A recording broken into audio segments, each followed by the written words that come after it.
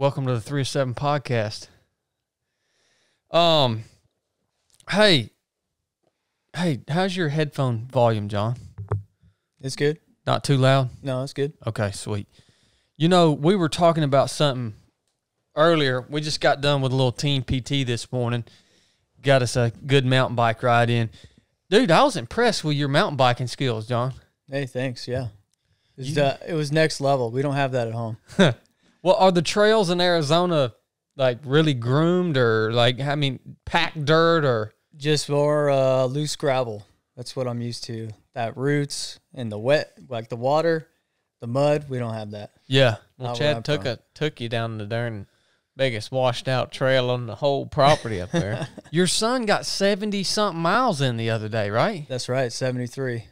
Just turned 13.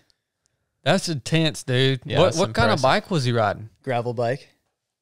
He rides a pivot gravel bike. Okay. So that's like a road bike with treaded tires, right? Exactly. Just a little bit beefier. There's just a little more clearance between the tire and the frame. So it's kind of right in the middle between a mountain bike and a road tire. Yeah.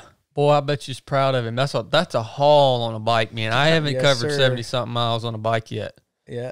That's awesome. Yep. Was he stove up? Well, I guess you haven't seen him since. I haven't.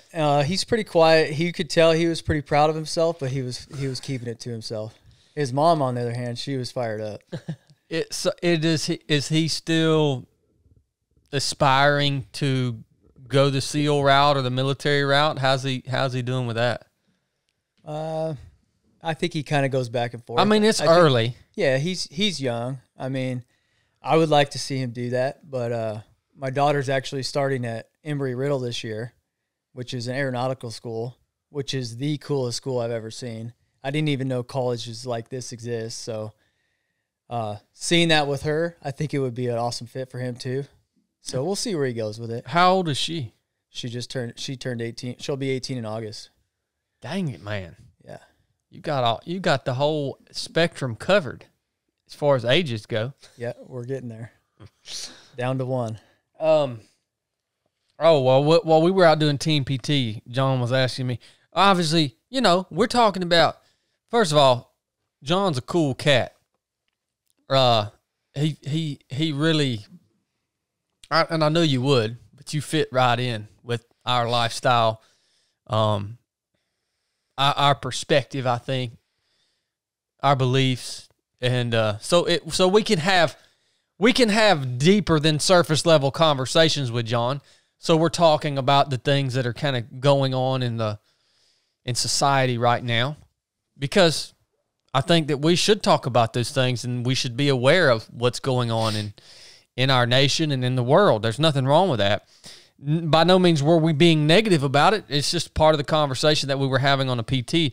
And John, you asked me, I said, the Bible talks about when we see these things happening, it said rejoice because your redemption draws near. And you said, well, where is that actually in Scripture? So I looked that up. I want to share it with you guys that are listening to the podcast too, because I think this is a good thing for us to all bring to mind as we go through the day-to-day and see the things that are going on. This is an interesting portion of Scripture right here in Luke chapter 21, starting in verse 25. This is Jesus speaking, and he says, and there shall be signs in the sun and in the moon and in the stars, and upon the earth distress of nations with perplexity. That's interesting to me. Distress of nations with perplexity, complicated issues causing distress on the nations of the earth. Then he goes on to say, the sea and the waves roaring. Well, we see that quite often. Men's hearts failing them for fear. Boy, have we... What? Does that sound right? Men's hearts failing them for fear, and for looking after those things which are coming on the earth. For the powers of heaven shall be shaken. And then shall they see the Son of Man coming in a cloud with power and great glory. And when you see these things begin to come to pass, then look up and lift up your heads, for your redemption draweth nigh. Could you say we were beginning to see these things happening? This is just a wonderful description of what we see. Yeah. Distress of nations with perplexity. Men's hearts failing them for fear and for looking after those things which are to come on earth. You know, there's a lot of things going on that I think really fit within the construct of that portion of Scripture as Jesus talks to us about the closing of this age. And so I was wrong, John. I just wanted to point this out. It does not say directly to rejoice. Maybe I misinterpreted this, but in verse 28, he says, when these things begin to come to pass, then look up, lift up your heads, which in my mind could symbolize rejoicing. Lift up your heads, look up, for your redemption draws nigh. Man, come on, son. A little different perspective, right? Yeah. What do you think about that, Big John? Well, it's just like I said on the trail. I mean, as a Christian, I've never been so confident with what's going on. It's very easy to be bold in my stance, because if you can't step back and not make sense of some of this stuff, I mean, clearly there's spiritual warfare going on. And as a Christian, as a believer in Christ, to me, it's almost exciting that I can stand firm in my faith in this. And it almost gives me a better opportunity to be able to share my testimony and be bold. Yeah, I agree 100%. And that's when you said that out on the trail, that's directly crossed my mind. And it's like, yeah, John, you're exactly right. It is becoming more and more easy to make a case for Christ as the everything kind of degrades. Yeah. And it's making, I think that people are much more hungry for Christ and for answers than they were back in, the 90s? You remember the 90s, man? It's like nothing, like everything was good, man. Everybody the economy was good. I mean, the worst thing that I can remember happening in the 90s was Bill Clinton and Monica Lewinsky deal, you know what I mean? And that was like an uproar. Yep. Oh, man, if that happened right now, it wouldn't even be on the news because nobody would care. Yep. It would depend on who that happens to. That's true, man. That's true. But, man, what wonderful times that we are living in. When you look at it from that perspective, and I haven't read that portion of Scripture in quite a while, so I'm glad it came to mind this morning, and I'm glad you challenged me to look it up and kind of read more into the context of it. So, what do you think, Blake? Well, I think that it makes it easier for us to make a case, because when everything's good in the world, it's easy to have confidence in who you are, or confidence in the government, or confidence in this and that. But when they're coming off the rails and you can't have confidence in anything, you can look and say, well, the only thing that's ever held true through all time is the Bible.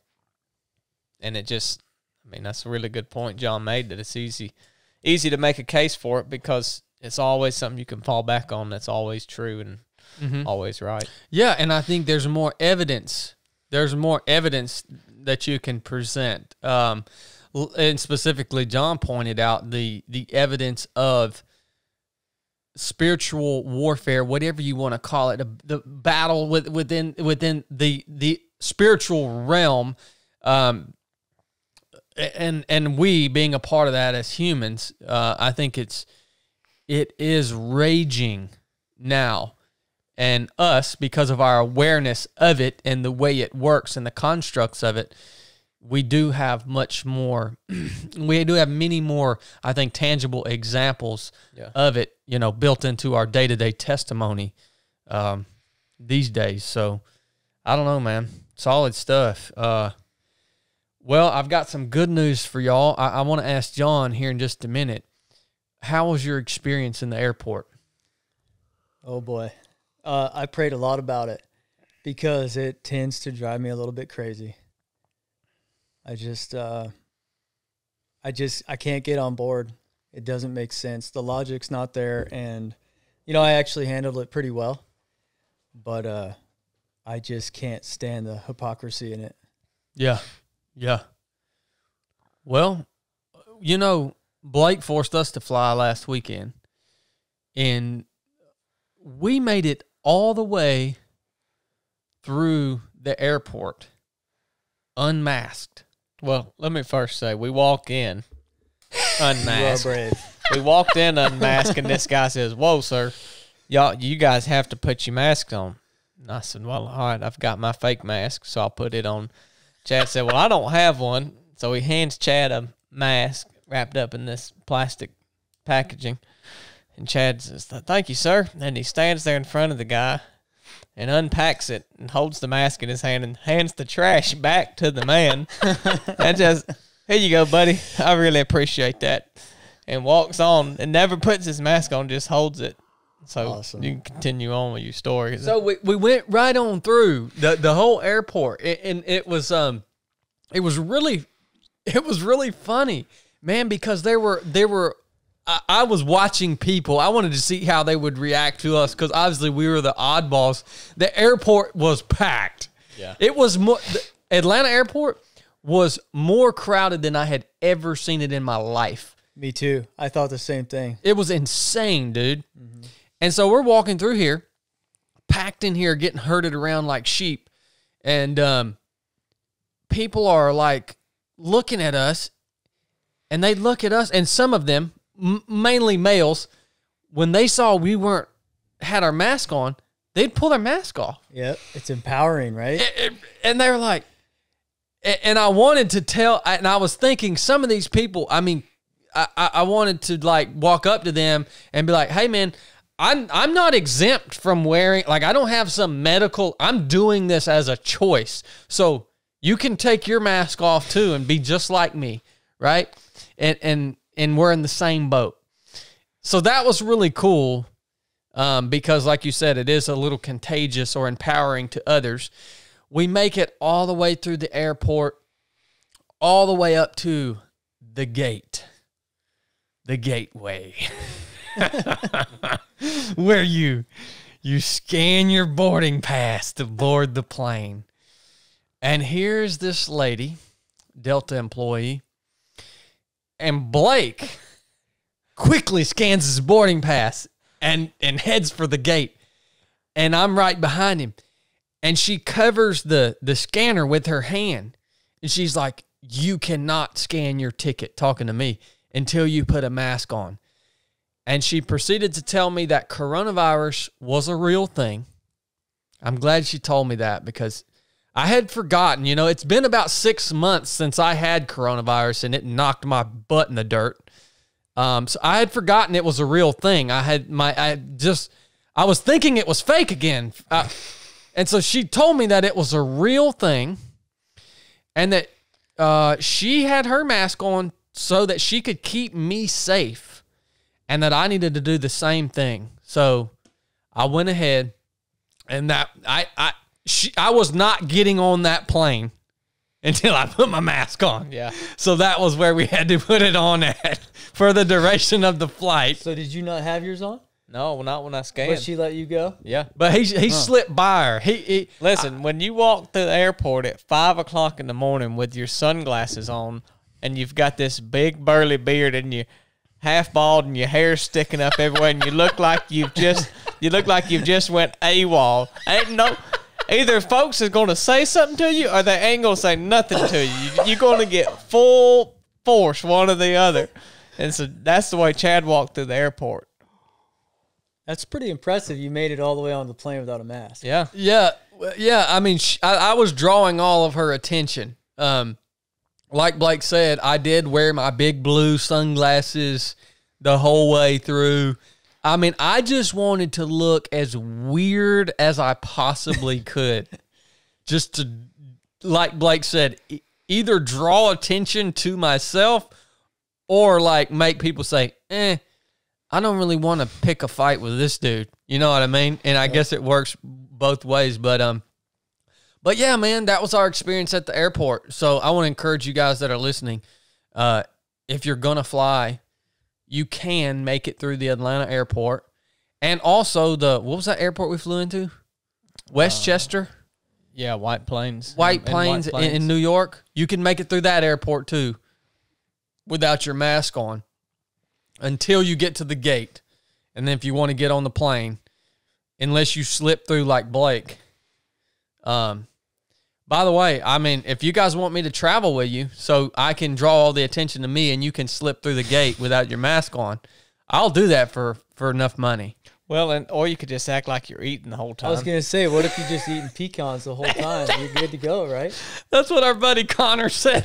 He said, yeah, man, I did the same thing. He said, I made it all the way through the airport. He said, I put my mask on to scan my ticket, and then from that point forward, I took it off and ate for the entire 3-hour flight. Yep. Oh, my gosh, man. Well, just had to share that with you guys. So I'm glad you made it through too, John. It can be a stressful environment. And hey, guys, we're just talking about this because it's funny as crap. We're not trying to upset anybody. It's absolutely so ridiculous that it is hilarious. It is hilarious. Yep. You know, but unfortunately, it's just the airport. Yeah, that's true. Yeah. And fortunately, we didn't have Chili with us. Yeah. Yeah, he's not quite as seasoned as we are, you know. He's not quite as seasoned at playing the game in life, which you have to play sometimes. Yeah. You know. So, good PT this morning. Good job, Blake, getting fall behind. Yeah, good job. I'm glad you showed up a little late, but, you know, you'll learn to follow directions and make it on time one of these days. Well, how'd you like them bibs? That was pretty nice. Yeah, pretty comfortable. Make a big difference? Yeah. Yeah. I liked them. Do you think that mountain biking fits with your Ironman training at all? Or is road biking totally different? It's just, I enjoy it, but with my job, the hours I work, it's an all-day thing. I just don't have time. I don't have time for all of it. So I just can't get the miles in. And that's what it is. It's just time on the seat. So regardless, it's just like time on your feet, right? Yeah. As long as you're putting time on the seat, it's the same thing, I believe. But, you know, I'm kind of winging this whole thing anyways, so we'll see. So what do you do? What do you do for a living, John? I'm a journeyman lineman, so I build and maintain power lines. How'd you get into that, brother? You know, this was one of these choices, or I guess one of these things that was so clear God was speaking to me, and that's how I got into this trade. So I built homes with my dad for 10 years. My family's been in custom homes forever, and I was doing that with him. And 07, 08, that the whole everything come crashing down, and that was bad times. Yeah, I saw the writing on the wall, and it was tough for my dad's company because I know he felt obligated to keep me going. I had a baby at the time, and you know, young married couple, and I know he owned a lot of that, and I kind of kept just keeping the business going, keeping the paychecks flowing. You know, that was tough, and I had like 3 or 4 different people come and tell me, hey, you know, you should really be a lineman. I didn't even know what a lineman was. I thought that it was just like changing out light bulbs for real. Yeah. And I was like, okay, well. Why do you think they were telling you that? Well, it was a God thing. I mean, God put this in my life, and I prayed about it, and it was a hard decision, you know, because my dad's always been, you know, I've always looked up to my dad. He's, you know, my best friend. He was everything. So for me to leave his company, which I did a lot for his company too, so I knew it would hurt him. But at the same time, I was hoping it would free him from, you know, the feeling the pressure of keeping me going. Yeah. You know? What kind of work was that? Just building custom homes. Okay, building homes. Yeah. But at that time, custom homes was not what people were spending money on. Okay. You know, so it was a struggle for a while. But were you actually laboring for them out there? Or? Yeah. So I did. I mean, I pretty much would do all like foundation and then all the outside stuff. I mean, we did a lot of like real big backyards, like $1 million yards, like big type stuff, custom stuff. And I mean, yeah, jack of all trades, master of none. That was my thing. Yeah. So you pretty much do it all. So at what point did you like? That had to have been a hard conversation. Well, maybe it wasn't, but like, say, okay, this is it. So it pretty much went. It pretty much went like this. I had felt God leading this to me, right? So I prayed a lot about it. I didn't want to leave my dad. I didn't want to become a lineman, but I knew it was probably a good decision. But I prayed about it. So I ended up applying for the apprenticeship. And you probably don't remember, but I said when I applied for the basic course, I knew that writing that application, I was coming because God told me you're going. As soon as I heard about it, I knew I was going, and it wasn't a question. And I felt the same way when I filled out the application for this apprenticeship. I knew it was going to happen. And at the time, the economy was so bad, they only hired 3 people that year for the apprenticeship, and I was one of them. So I prayed about it. God opened the door, and I just listened, and I went. And it was hard, but you know, I think it worked out the way it should have. And line work's changed my life. I mean, it's changed me financially. We had great benefits. It helped me grow a lot as a man. It's been tremendous. So it was a total God thing, and thankfully I listened and just followed him. You know, I'll tell you what, man. Linemen, you guys got a brotherhood going on, really. I mean, at least from the outside perspective, we've got some linemen in our family. It seems like an awesome group of human beings doing some really hard things, man. Yeah. And some really hard environments, dangerous work. Is that culture that way out there? It may just be here. Yeah, but like here, man, like guys have the lineman stickers. People take pride in it, man. They all dress the same. It's almost like over the top, right? Like linemen think we're the coolest people in the world, which most people are like, "Oh, you're a lineman? Oh, which team did you play for?" No, man, I build power lines. Yeah. Nobody cares what we do. Like nobody really understands the depth of what we do. You know, like it always amazes me. We'll be changing out a pole or something, which is just an everyday thing for us. But the danger involved, what we're actually working with energized, 12,000 volts or 7,200 or whatever we're working on. Also, not keeping your power on while we're doing it. People just don't have a clue. They don't. We make good money, but in my opinion, we don't make enough. Yeah, I agree. Yeah, I agree, man. Let's see. Do you have any, like, from the line crew, do you have any times that stand out just as far as like harsh, hard, difficult, dangerous, any stories that stand out, man? Oh, yeah. Because I want to hear one of those just to kind of get a grasp on really the depth of what you guys do and what you guys go through. Well, yeah. I mean, I tell the younger guys, I mean, I'll tell you a story that I was in a fire. And the fact of the matter is, if you're in this trade long enough, you're going to see some stuff go down. And it's the nature of the trade. You have human error, you have equipment error. Most of the stuff we do, it's all old stuff. So, things fail, things happen.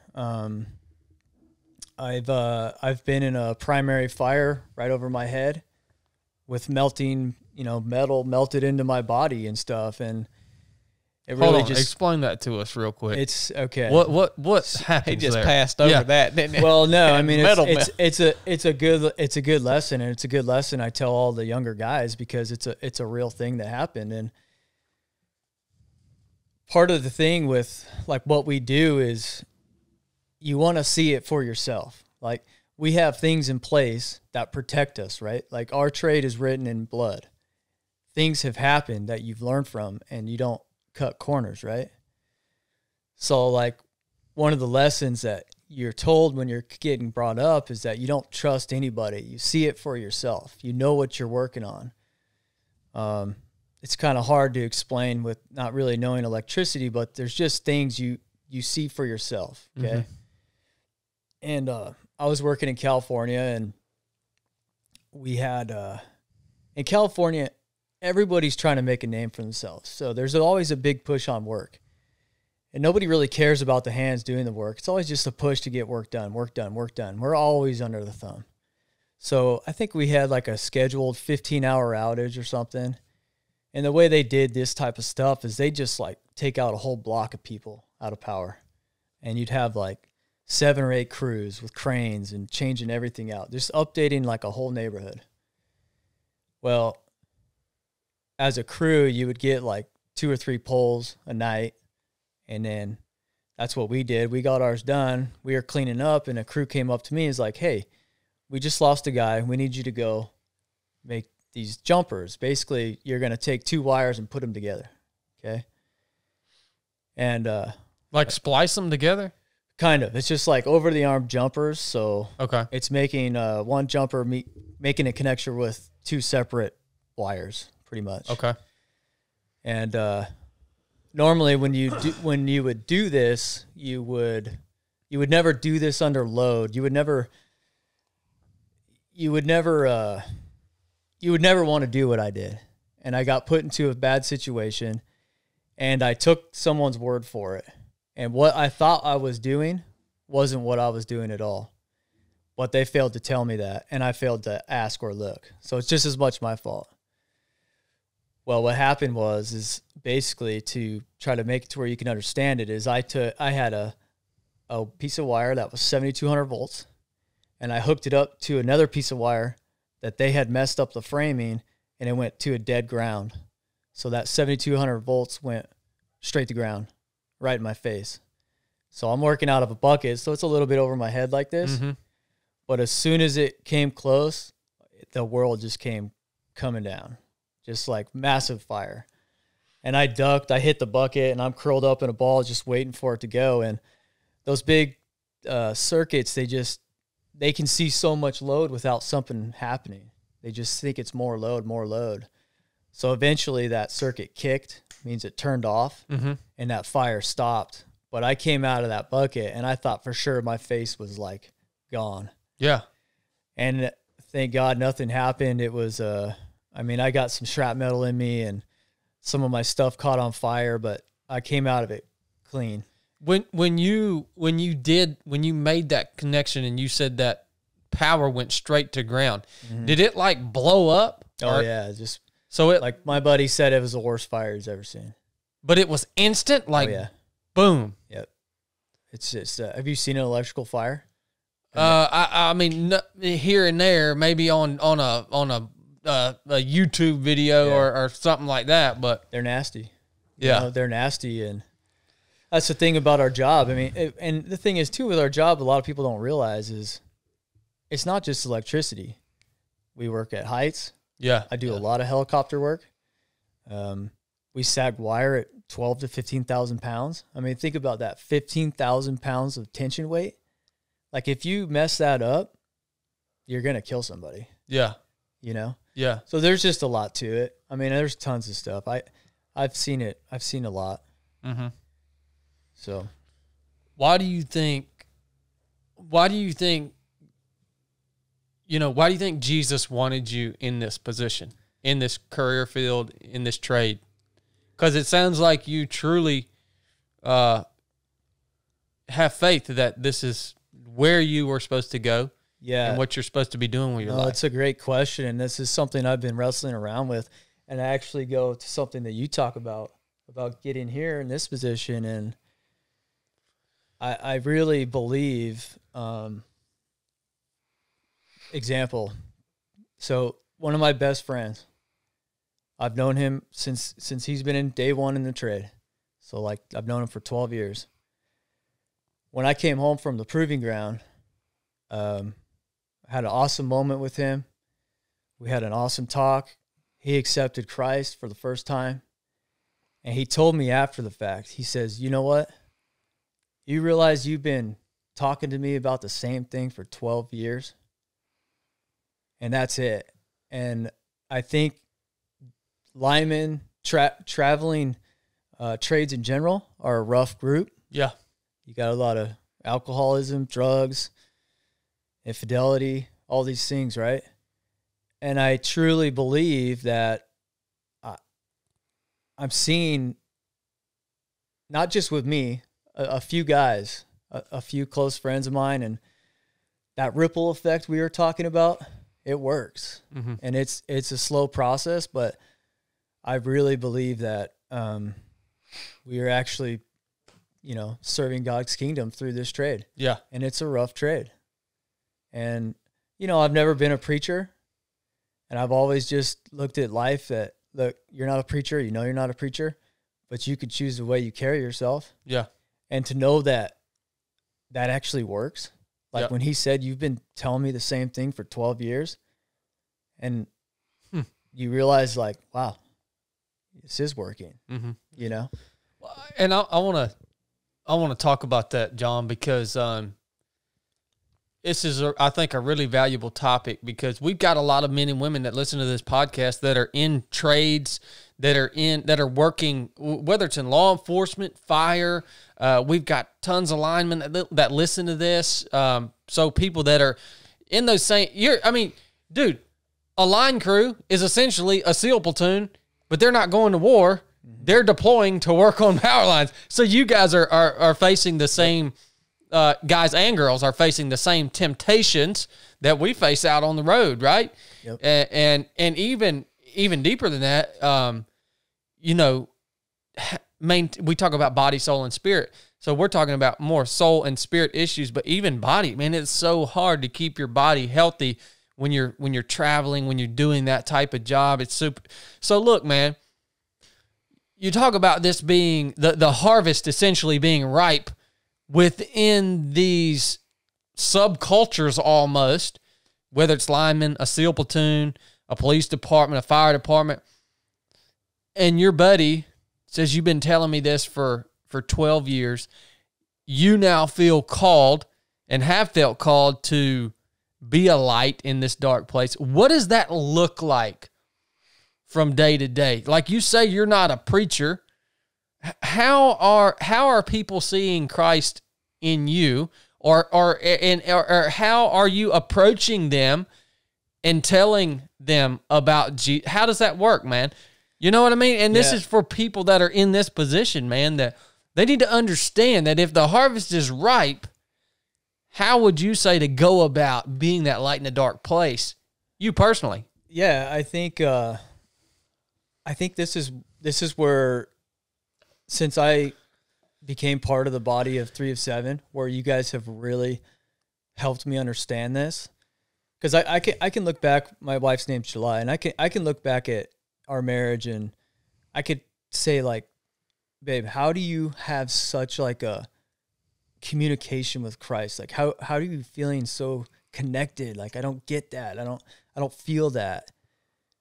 And what I realize is I just try to do it all on my own, and this is what I'm trying to tell like some of these newer guys that I'm trying to help them along, is it's all about the small choices that we make, right? And when you become obedient with the little things, like cussing, right? I used to cuss like a sailor, and for what? Yeah. And that's why I have this rubber band on my wrist. Yeah, it might be corny, but guess what? I don't cuss that much anymore, and very rarely does it slip up. Yeah. But it takes a lot of discipline, and if I can control my mouth, with this simple thing as cussing around a rough group of dudes, well, then God's like, all right, let's move on, right? And I think that's what it is, and that's kind of how I approach it. It's just setting that standard and then upholding it, right? And I just really believe in the effect of the ripple effect. Like, people are watching what you're doing. You know, if they see your struggles, even in your struggles and how you handle it, people are watching. And I just, like my buddy said, I mean, clearly it's having more of an impact than you realize. Of just holding a standard and living it out. Yeah. And that's all I try to do. And I'm not perfect. I screw up like everybody. I mean, I'll admit it. I'm not too proud to admit it. Yeah. But well, if you didn't screw up every now and then in front of those people that are watching what you're doing, I think they would be less likely to approach you. Sure. When the time was right anyways. Right. You know what I mean? So I think that's part of it for sure, whether you want to or not. What did that conversation look like with your close friend when he did accept Jesus? Did he approach you? Did you approach him? I mean, how did that go? I just I came back and I was fired up after the proving ground. The proving ground to me was so impactful, and man, I just laid into everybody that I loved. I just gave him an earful, and he just was ready to receive it. It was great. It was beautiful, you know.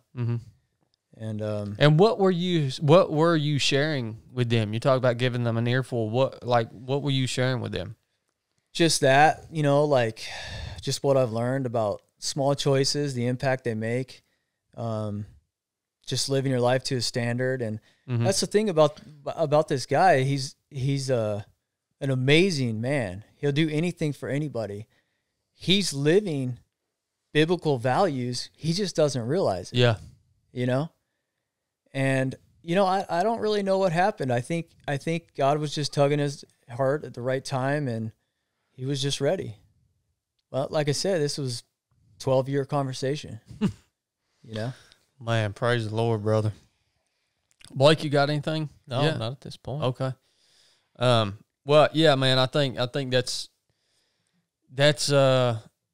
it's important to understand that wherever you are, whatever your trade is, whatever the environment that you're in, you have a purpose in life. John is explaining to you what that purpose looks like, right?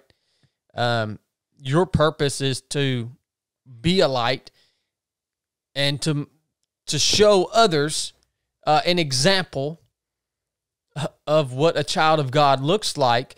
And that isn't necessarily beating them over the head with Scripture, but like John said, they're watching what you're doing. And I think this is a hard concept for a lot of Christians to grasp, because how many Christians I've run into dozens, if not hundreds, of Christians that just say, I'm praying, I'm asking Jesus in prayer to show me my purpose. And I'm like, he wrote you a book. Yeah. Yep. That tells you what your purpose in life is. And I was there. I mean, I was there. Like, show me a sign. Give me this. Show me. Until you start obeying, that's when the growth happens. You got to be able to do the work and be obedient, you know, and that's really what I was lacking. Dang, that's solid word right there, brother. Well, thank you all, because you pushed me this way. But going back to before we get off of that, though, you know, that preaching Christianity to me pushed me away from Christianity at a young age. Yeah. And I became, like I was telling Paul this, I think I must have prayed the prayer when I was a kid 50 times, because I always felt like I said it wrong, right? But I remember I went to a church camp. I was 13. And for the first time in my life, I felt the presence of Holy Spirit. And I'll never forget it. And that was life-changing. And I came back, I got baptized. Everything was great. Well, I got involved with this church, great church, you know, It was just, kids being kids probably. But I distinctly remember feeling like, hey, you gotta look like this. You gotta act like this. You gotta believe in this. And just myself by nature, when you tell me I gotta do something, I'm gonna do the other way because I don't like that. And I learned that at a young age that I will never approach Jesus like that. And I think that's kind of where I got, like, you can say and do whatever you want. I'm just going to live it out. And that's what I've tried to do. Yeah. Well, that was going to be my next question. It's like, I want to hear your testimony, man, because it's interesting to me that you are so passionate about Christ in a real sense. I mean, I can tell it's genuine in your heart, and you don't just get there willy-nilly usually. So, I wanted to hear your testimony, and that sounds like there's the beginning of it. And just walk me through your journey as a son of Jesus Christ, and kind of how you've been led up to this point that you are now in your relationship with Jesus, man. Okay, but saddle up. It's a long story. Hey, man, we can split this into 2 episodes if we need to. Yep. Yeah, so that's where I was growing up, and I was raised in a very God-centered home. My mother, she's just an amazing Christian woman, super faithful. She always has been. My dad's side of the family, Catholic, but my dad has gone beyond Catholicism. He's all about his personal relationship with Christ. So it's always been part of our family. I have 2 sisters, same thing. But so I was in high school and kind of just going through the motions, not really on fire for Christ, but just high school. Didn't really think about much, but being 17 or whatever. And I had a mole on my arm, and it was just I was kind of an insecure kid, so it just bothered me. And I had it removed. Went to the doctor, no big deal. Well, about 3 months later, that same mole came back. Went back to the doctor again. I think I was a senior in high school. They removed it again, and don't hear anything from the doctor, don't think anything of it. So time goes on, I graduate high school, I moved to San Diego State. Once I got to San Diego State, I really kind of, as far as grades go, school came easy to me, but I was just making bad choices and just really living for myself. Yeah. And I went to San Diego State for a year, just partying, not living right. And I ended up coming back to ASU, and that mole had come back. And now at this time, there was it looked like someone took a cigar and just put it out on my arm. So it was a pretty nasty scar with this, big mole on it. Go back to ASU. I ended up joining a fraternity. I think I'm the only person that I know of that actually was part of a fraternity at Arizona State, but didn't ever go to school. So that's just a notch. That's just a notch on my belt. What were you going to school for, by the way? Honestly, I didn't really know. Actually, I do. I mean, I wanted to be an elementary school teacher. Okay. That was the only thing I ever really wanted to do. But I love to teach, man. Yeah, especially kids, right? Well, I may be a teacher one day. When I get too old and decrepit to run and stuff, I may go get my teaching degree and teach. Yeah, I could. That resonates with me. But I like that. So that's what I was doing, and at that time, I was on a bad path. I mean, I was going downhill quick, and I think I was I was 19, just making horrible choices, going nowhere good, and I don't even think my parents really realized the depth of what that was. But so I came back. My mom says, "Look, your arm's gross. We need to go to a plastic surgeon. Let's get it cleaned up. I said, all right. So I go to this plastic surgeon. He removes the mole, removes the scar, stitches it up. No big thing, right? I go back a week later, whatever it was, and he sits me down. It was my 20th birthday. He sits me down. He says, look, I don't know how to tell you this, but you've got melanoma, and you've had it a long time. So this could be nothing, or this could kill you. He says, so what I want you to do, he says, where do your parents live? I told him, he says, I want you to drive to their house. I'm going to call you guys in an hour. Okay. So I go over there. He calls. He explains that I've got melanoma. I've had it a long time. We don't know how far it's gone, but it's a problem. So it says, what we got to do. And he tells us right then and get there, like, you're way too young for this. Somebody messed up. Like, you should not be going through this right now. Yeah. And he says, if I need to go to court, I will. So we realized that someone dropped the ball.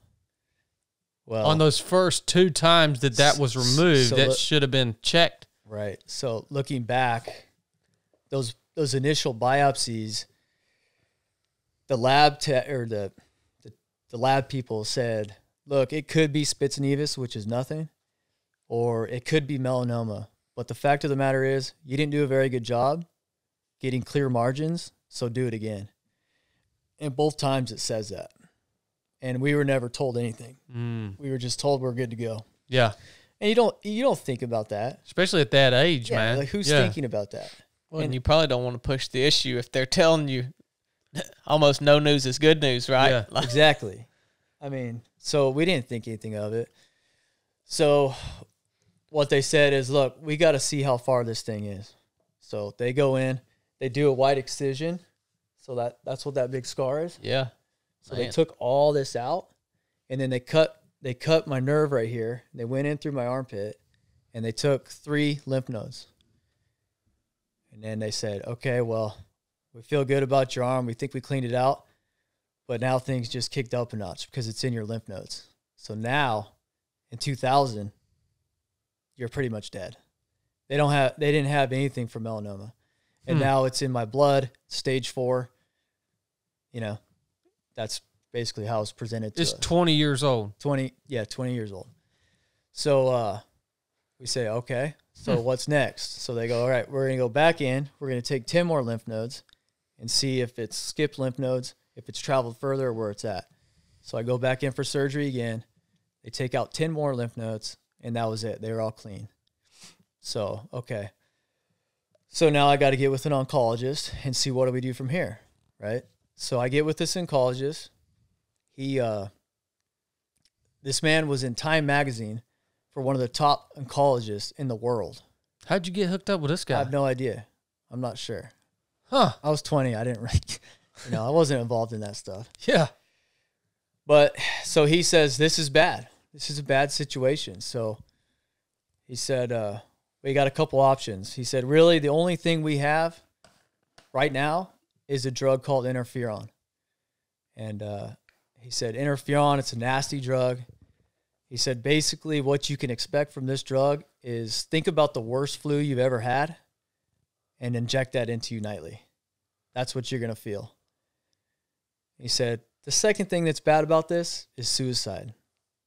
It causes people to kill themselves, and it's a real problem. So if you're going to take this drug, you automatically have to be on an antidepressant.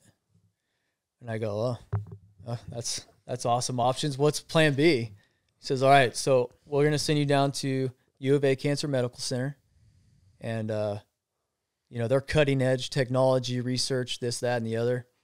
And we'll see what they tell you. I say, all right. So my mom, my dad, and I go down to U of A. And this was probably one of the worst days of my life. So we sat down with them. They proceed to tell us that I basically could try trial drug A. You could expect boils, severe rashes, this, that, and the other, and it'll give you a 40% chance of living. And if you don't want to do that one, you can try drug B, and you're going to, just a rap sheet of side effects. So they gave me like 3 options, all experimental. And at the end, they say, and just so we're clear, you may or may not be getting these drugs. These might just be placebos because you're basically just a test rat.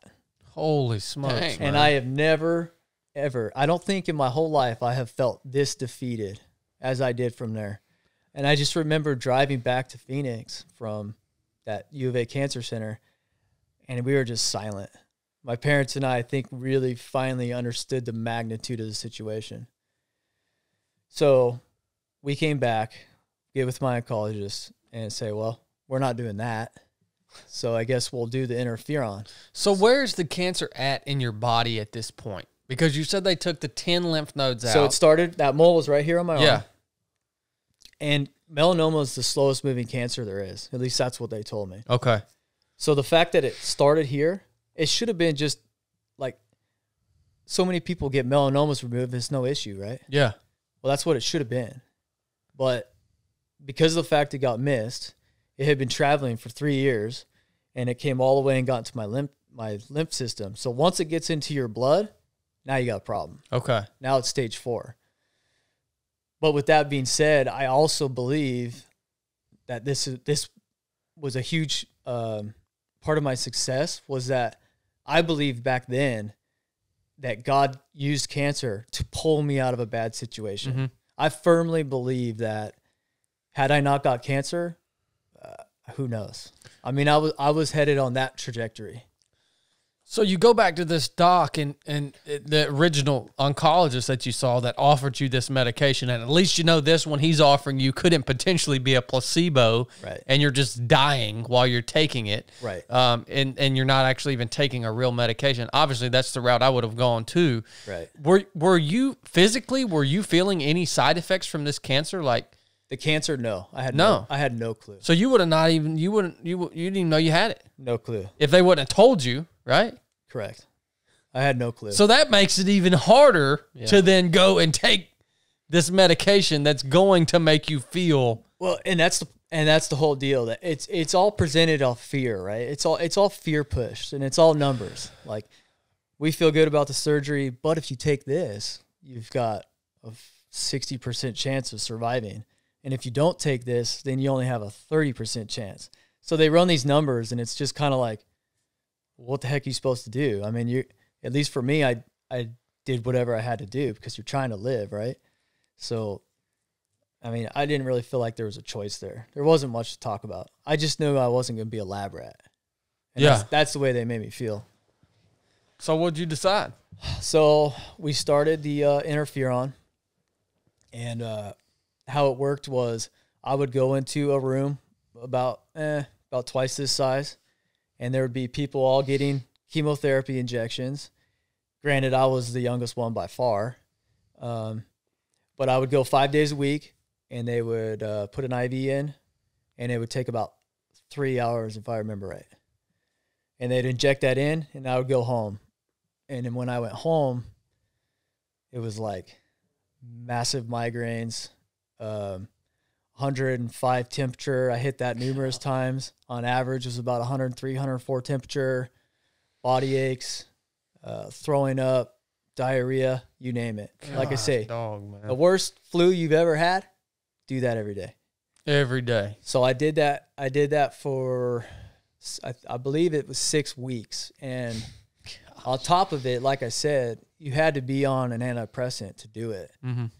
And I remember there was a nurse at one point where they were doing these injections, and she says, "How are you doing with the interferon?" I'm like, "It is what it is. I mean, it's not good." And she said, "My boyfriend was on that," and I go, "Really?" And this was the only person I knew that had been on it, because this is not a normal drug. Yeah. And I go, "Well, how's he doing?" And she goes, "He just killed himself. Here, I'm on the drug." What the crap, nurse?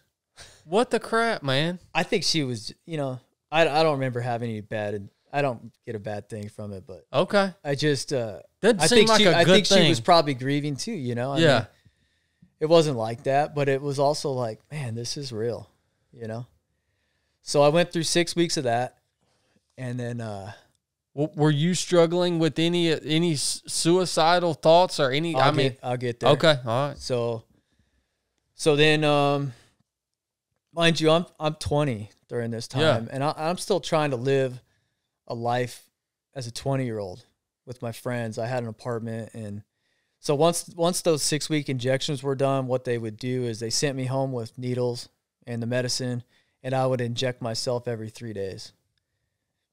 And that first night of the injection was exactly what I said before. Massive headache, throwing up, high fever. It was the same every time.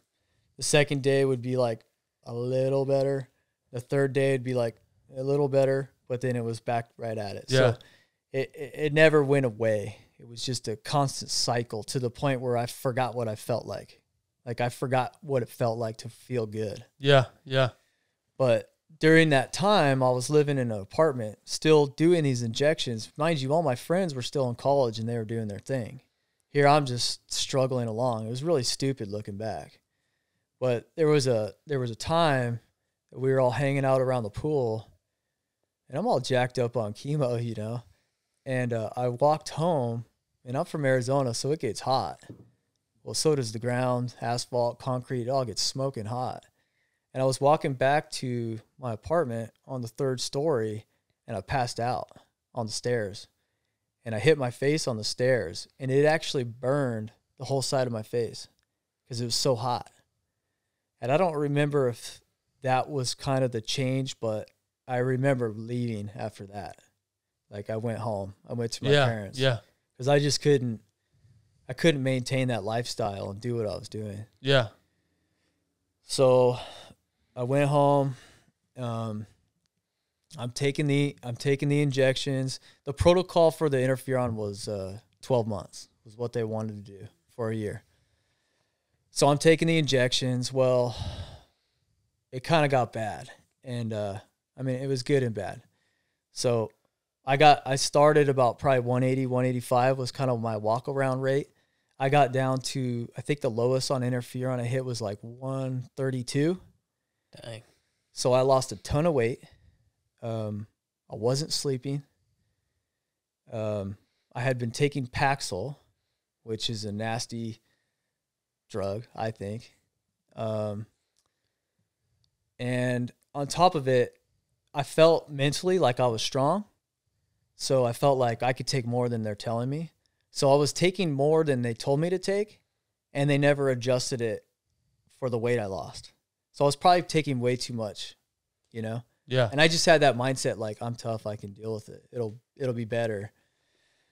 Well, what ended up happening was I went into this like full-blown manic state. And I don't remember a lot of it, but I do remember I had some pretty awesome things happen in that state of mind. And one night I was laying at my parents' house. They had a guest house, and that was where I stayed. And I was laying there, and I remember feeling for the first time, I questioned God. I said, "Are you even real? I don't even, I think you just hung me out to dry. I don't even know if you're real anymore." And I'm laying there, and I said, "If you're so real, prove it to me." And I know you're not supposed to do that, but I was in a bad spot. Mm-hmm. And I just remember something kind of cheesy, like my feet went numb or something like that.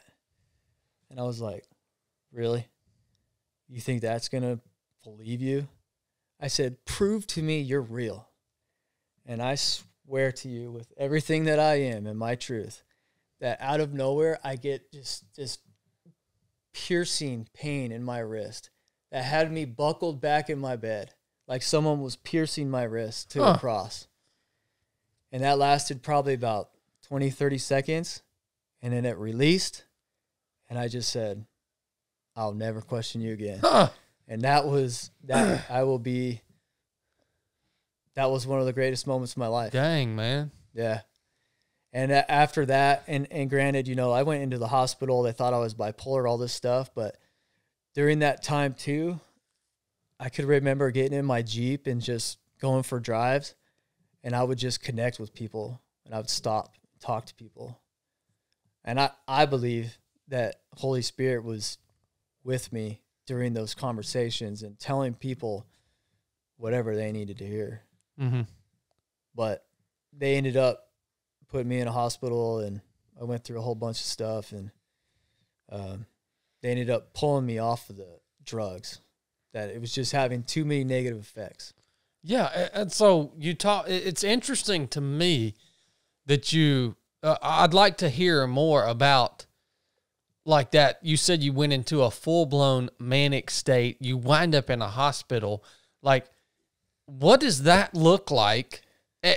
But also having this ability within that state or that mindset to even question God and then to receive the input that he gives you, the sign that he gives you. And then you're going out, you're connecting with people like that. This is a strange dynamic here, man. Yeah. We hear, what is the other side of it? The other side of it is that I was crazy. If you ask maybe some friends around me, I lost a lot of friends during that time, but my mom or what it looked like to them, it looked like I was nuts. But to me, it was real. And it'll be real till the day I die. And I talked to my pastor about it. Was it just a twisted view of reality, or describe that to me? He just, I've really felt like I was walking side by side with Jesus. I really do. Huh. And like he said, he goes, look, maybe these drugs and everything you had going on, maybe it just opened up that channel of communication, regardless of the fact, it's real to me. Yeah. And, that moment in my bed was one of the greatest moments of my life. Yeah. And I believe it. No one will ever convince me otherwise. So how did you wind up back in the hospital and then them making the determination to take you off the medication? My behaviors, I think, just got so all over the place. I guess I went and spent some money I shouldn't have spent. And, I think my parents were probably just scared, and I wasn't in a good place, Yeah. like I say. And a lot of that came down to Paxil.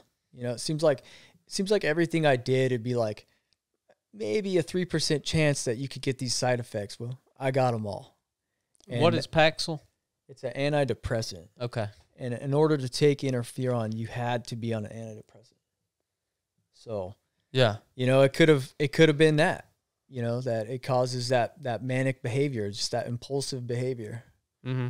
Mm-hmm. It could have just been that, but I think it was a lot of it. I think it was, like I said, a lot of weight loss, too much chemo, yeah, not enough sleep, all that.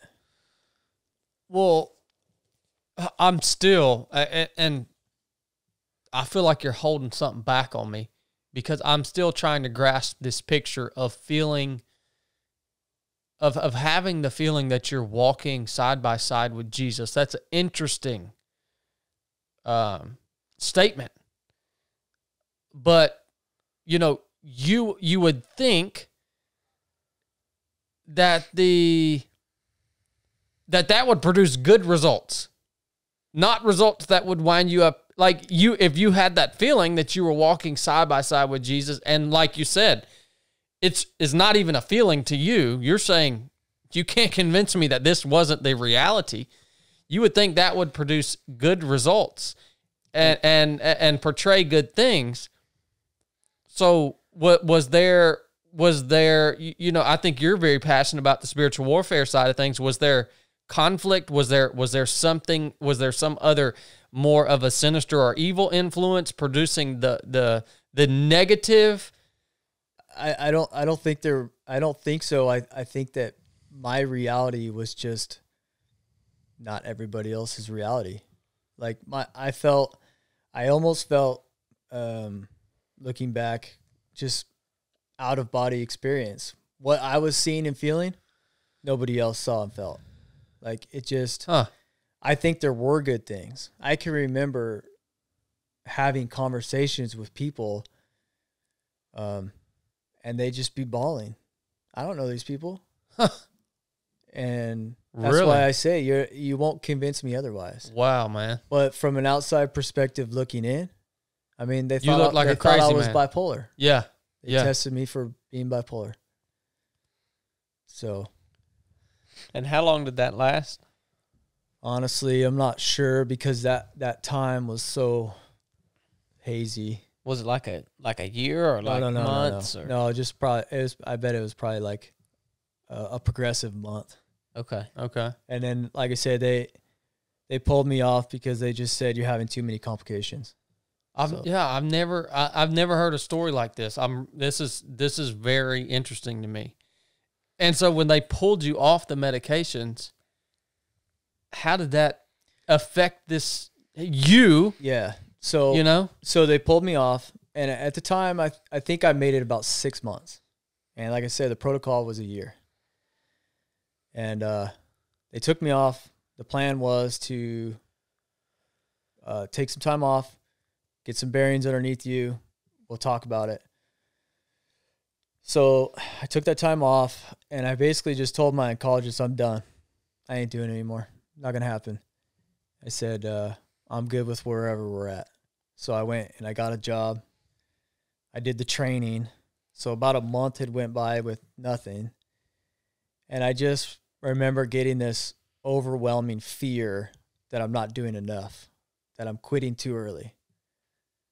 So as soon as I got the job, I quit the job. And I called the oncologist and I said, all right, I'm coming back. Let's do this thing. So I went back in. We started where we left off, but this time they put me on a drug or a antidepressant called Zoloft. Mm-hmm. And I don't know what was worse. The Paxil was real manic. The Zoloft made me feel really not like myself. I just remember smiling a lot, but thinking as I'm smiling, why the heck are you smiling? And that's a bad feeling, you know, just to feel that detached from yourself. Yeah, that's the way it made me feel. So I don't really remember anything too eventful. I just kind of remember just a slow progression of just not in a good direction. So I was living with my parents at this time again, and I did it for about another 3 months. And Same side effects from the chemo? yeah, same side effects as far as the flu symptoms, Yeah. all that never went away. I mean, Back that was into always that. there. I wasn't having the manic stuff, but I thought that I had told my mom that I was just going to take my Jeep and smash it into a wall. That's how I remember it. But I was just talking to her leading up to this, and she actually told me, which this, you know, it's kind of hard to hear, but I actually asked her to kill me. I asked her to take me out, that I was done. And when I asked her that, they pulled me off. And they said, "You're done. We're not doing this anymore." And so that was that. That was I ended up doing it 9 months. And that was that. So you don't remember asking her to do that? I don't. Man. Holy smokes, dude. Yeah. So, It's a nasty drug. gosh, dog, man. I mean, it in a different way reminds me of the conversation we had about the people. I know you were taking these drugs because they were required, but we had the conversation on the podcast about the people that take these drugs in order to try to get those essentially side effects that you had, but in a different way, you know, like the kind of mind-altering drugs. And that was a side effect that you got from taking that. But I almost think of it like, you know, you had that connection with Jesus through that because, like, at that point, everything kind of was stripped away from you, right? Like it was kind of life or death, and you're at this point, and now you're just thinking, well, I mean, I feel like crap. I've got this cancer. I might die. Who knows? I'm taking this drug and all of this, and God is just able to reveal himself to you because you're in that state almost. And that's like what my pastor was saying. You know, that's kind of what he was saying. Yeah. You take all that outside influence away, you strip it all away. Yeah. And then that's what's plugging up your filter. Yeah. You know? It's almost like when you go out in a much, much smaller scale, you go out for a run and you know, like the run gets hard or whatever, and then really none of the other stuff that's going on in the world matters. Like what you talk about at mid-state, like it's just one foot in front of the other. That's really all that matters. And this was just a life scenario of that on a much grander scale. Yeah. Well, you made the statement earlier, John, that this kind of obviously this changed the trajectory of your life in a big way. You come to your mom and you ask her to take you out. Good gosh, man, I can't imagine how she reacted to that. I mean, my parents, the whole time, this whole story is, for me personally, I never really felt like I was going to die. You know, like how you talk about you cannot die. I believe so much that whatever happened to me, God had me. Like it was what it is. No kidding. So you felt that peace throughout all this? I never really felt like I was going to die. Wow. Well, I don't know. Maybe I probably had moments where I felt I was going to die, but it didn't bother me. I was good with it. It was what it was. No kidding, man. Yeah. And so I didn't really stress on that. You know, I did what I had to do. This is the hand you dealt me, so I'm going to do it. But I also never wallowed around in pity about it. Yeah. I just did it. So after this interaction with your mom, and then obviously, I guess, did she raise the flag and and then so they're like, all right, we got to take you off this stuff because it's just not working. It's not working. Right. Like, what I got to know, what's it look like after that? I mean, so after that, I never got back into school after that. I tried, but I was just wasting money and effort. I could never get back into college. So, I ended up going to work for my dad full time, building homes.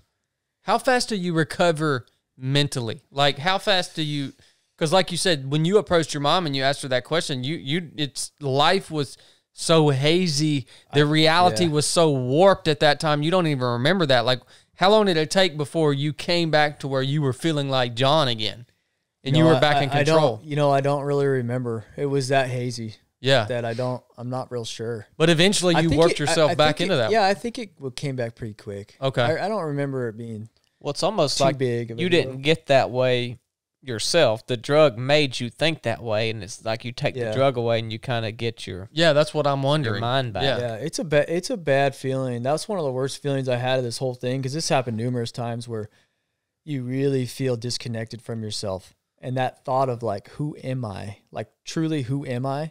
Is a bad thought. That's scary, man. Yeah, and I got there a few times. But that came back pretty quick after coming off the drug. It wasn't like a 2 or 3 year-long process where you're like trying to sort things out. Yeah. Man, that's wild. Yeah. It's almost like you take the jumper cable off the battery, and it's like you quit taking the drug and the cable goes right back on and you kind of got power again. I mean, that's the testament to God's creation. Our bodies are perfect. Yeah. They will heal themselves. Yeah. I believe that. So how now you come out of this and you say you go back to work with, well, you don't get back in school. You start working with your dad, right? Mm-hmm. You start feeling like John again. Where are you at in your relationship with Christ at this point? Like, how did this whole experience? I'm in a good place. Okay. I mean, I think I still chose to make bad decisions, but I was in a good place. I went on a missions trip to Africa to build some stuff, and that was an amazing experience. I feel like it was a lot of ups and downs, but overall, since that night I had that experience, I never questioned God again. I mean, I did stupid things. Yeah. But, I was sold out for Jesus, and I have been since. So I go back to work, and I'm healthy for about 2.5 years, I believe. And all of a sudden, I start losing a bunch of weight. And there's no real reason for it. So I went to a doctor, and I was pretty ignorant at this time. I didn't, when I got done with the first one, I didn't really think it'd ever come back. I thought it was done. So I went to a couple different doctors, got some pretty ignorant responses to what was going on. But eventually I couldn't even conversate without coughing. I couldn't breathe. And it just was continuous coughing. And I'm dropping weight like quick. So I finally go back to my oncologist, and they do a chest x-ray. Well, and I had chest x-rays done, and other doctors missed this somehow. But I get to him, they do whatever test they did. Come to find out, I have a tumor the size of like an old flip phone, like an old flip cell phone, and it's right next to my heart and my wind passage. That's a big tumor. Yeah, and that's why I can't talk, because it's actually closing my windpipe, and I'm choking. Gosh, man. So I go to my oncologist. Hold on. Let's take a break. Take a break. All right, guys, we're back. We just found out that John's headphones were turned pretty much off the entire first half of our conversation here. So no, they were definitely off. How's it sound now, John? A lot different. He was basically just wearing these things over his ears. They were earmuffs. Yeah. Earmuffs, yeah, that's right. So this is the way these things are supposed to sound. Anyways, okay, man, this thing just keeps coming. 2 years. You say about 2 years. You're clear.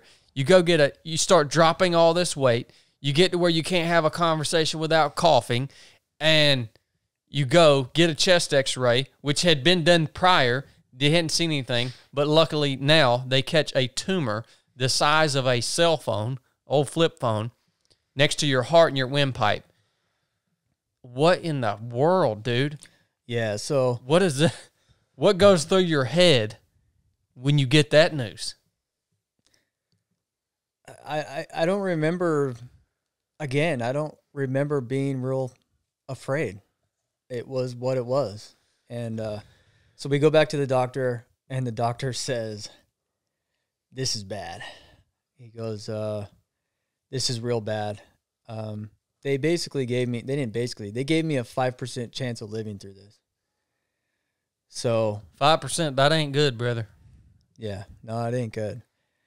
So they find the tumor, and he says, all right, we need to biopsy this thing. So what they do is, I went in, they laid me down, and they went in through my back to take a biopsy of this tumor to make sure that it was in fact melanoma.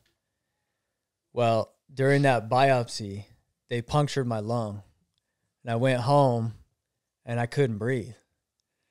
So then, of course, I go back to the hospital, and they're like, "Oh man, we punctured your lung." Gosh. And like I say, it was just common. It was like anything that could go wrong went wrong. And so I remember being in the hospital, and they put this little, I don't know if it was like a relief thing, or it was, I think it drained the fluid out of your lung is what it was. And it went right through your rib. And old chest tube. I have never, I don't know if that was installed wrong or what, but I have never, ever experienced pain like that thing caused me. Oh, yeah. I was on a morphine drip. I just remember for like 2 or 3 days, whatever it was, I just sat there hitting that thing. I didn't sleep, nothing. And as soon as they pulled that thing out, it just like, I just collapsed. Like I have never experienced pain like that thing. Yeah. So I remember having a chest tube in after my heart surgery. Same deal. That crap freaking hurts, dude. Yeah, it's a tube going into your chest cavity. Yeah. Yeah, so makes sense that it hurts. But okay, so this was just from the biopsy, though. This is just the biopsy. This is after they told me I'm going to die. Then they punctured my lung. So I go in. Sorry about that. Yeah. Hey, sorry about your luck, bud. Yeah. So I go back in, and he's like, this is bad. This is bad. This is real bad. Well, at the time, my sister found an oncologist, and a naturopathic doctor. And I'll just refer to him as Jake. And this man is amazing. like the smartest man I've ever met. And luckily, my oncologist and the naturopath decided to work together. And what Jake believed was the answer isn't just naturopathic medicines, and it's not just chemotherapy. It's the fact of the two working together is where the secret is. And I like to explain chemotherapy like this. If I take a stake and I hit it in the mud, and that stake drops in the mud, and then I hit it again, it goes further and further. Eventually, that stake's going to be buried. So what he thought and what they looked at was, yeah, you hit it with the chemo, right? But then I'm going to pull you back up, and I'm going to hit it, and I'm going to pull you back up. So you're trying to keep some level of healthiness to your body, right? Yeah. So that was a huge blessing that these two guys came together. But so I go to my oncologist. This is kind of working out the plan of attack on this thing because they can't do surgery. It's too close to my heart. They can't do nothing. They say, okay, we're gonna hammer this thing with chemotherapy. And what the plan was they were gonna put me in a hospital. They were gonna hit me with 5 different chemotherapies for 5 days straight, and then I would get out of the hospital. I would rest for a week and recover, and then I would go to Jake for 2 weeks. Okay. So the chemotherapy, he starts telling me what to expect from the chemotherapy. He starts breaking down all these drugs. I don't even remember what the side effects were. It was like kidney failure, lung failure, everything's failing. It's essentially poison, isn't it? Yeah, oh yeah. So he gives me this rap sheet of what to expect, and I looked at him, and I go, hey, listen, man, it sure seems like you're trying to kill this tumor without killing me. And he looks me square in the face, and he says, that's exactly what I'm doing. And he was, like I said, he was in Time Magazine, 30 years in the field. He said, this is the worst prescription of chemotherapy I have ever given anybody. But you gotta pull out all the stops when you ain't got but a 5% chance. Right. I mean, they just wipe your whole body clean. You got nothing. You got zero across the board. Zero immune white blood system. Nothing. Nothing. You just wiped out. So that was his side of it. Jake's side of it was vitamins, nutrition. This is when I started to really learn about what you're inputting into your body, the effects of it, you know. And so what we were going to do with him was the nutrition, and then also these vitamin C therapies. Have you ever heard of these? I've heard of that. The Gershon. So they're pretty cool. So how they work is, I would go in and I would get a vitamin C therapy. It was 10,000 milligrams of vitamin C, way more than you could ingest because you just get sick. Well, a vitamin C cell, when it's ingested into your blood, looks exactly like a sugar cell. Well, sugar cell, all your cells see sugar like kid in a candy store, right? It just takes it all in. Well, what happens when a sugar cell is ingested into your normal cells, it turns into hydrogen peroxide. And just like you get a cut on your leg and you pour hydrogen peroxide, it bubbles up. Yeah. It does the same thing. But your healthy cells, they're strong and they can digest it, get rid of it, it doesn't harm it. Your cancer cells are actually weak. So what it ends up doing is breaking the cell membrane or killing the nucleus. Either way, dead cell. So the idea was hit it with the chemo, build you back up, get rid of anything little with the vitamin C's. Mm-hmm. That was the plan. So I had to get a port for all this. So I had a port put in, and that thing was horrible. Just anything like just not part of your body being like that. It's just such a terrible feeling.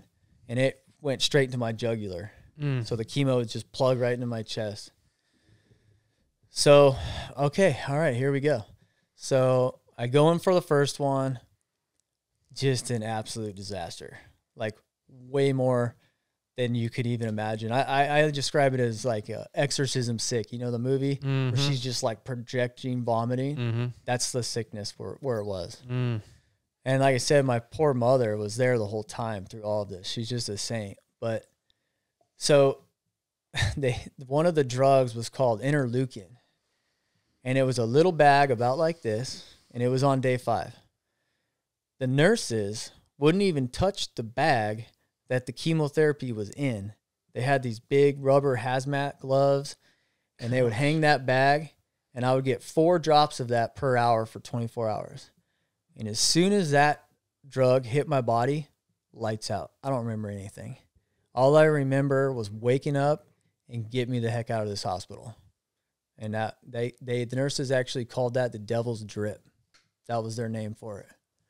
Would you pass out or? I just don't remember anything at that point.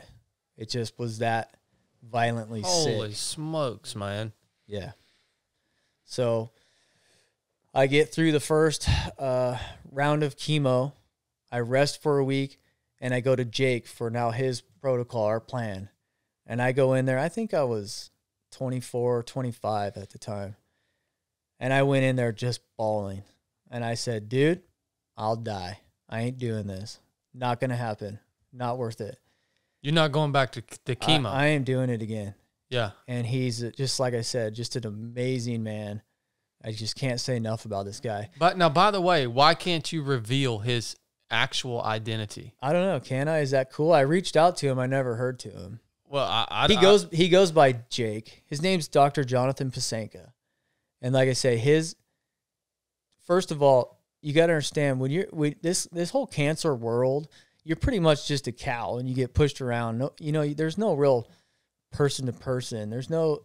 Nobody cares, it seems like. Yeah. So for him just to be like a breath of fresh air and just have the backing that he brought to me was huge. And how did you guys find him? I mean, I know your sister. My sister found him online, and okay. We had known another lady that was going through breast cancer, and she was doing naturopath only, and she was talking about this clinic. Well, he had learned from the clinic. Somehow we just found him. Okay. Was he local? Yeah. Okay. Yeah, he lived in Scottsdale. So I went into Jake bawling, and I said, dude, I'll die. I don't care. We're not doing this. And he coached me up. He says, no, you're fine. You're strong. You can do this. You built me up. He goes, I'll pull you out of this. You're going to do it. You're going to be fine. So he coached me out of it. And I do the therapies, and on we go. So did I mention it was 4 months? Did I mention that? I don't think you mentioned that. So it was 4 months. The plan was 4 months, to do this 4 months. Okay. And then reevaluate what the tumor is doing, how it's reacting. And what were you doing with Jake? I mean, how did the vitamin C stuff go? How did was he strict diet? I mean, what were you doing with him? Yeah, it was that's 2 weeks, right? Yeah. With him. Yeah, 2 weeks.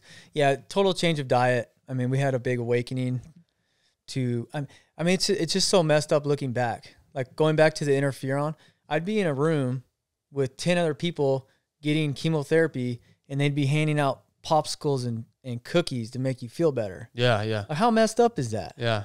Knowing what I know now. Mm-hmm. Are you kidding me?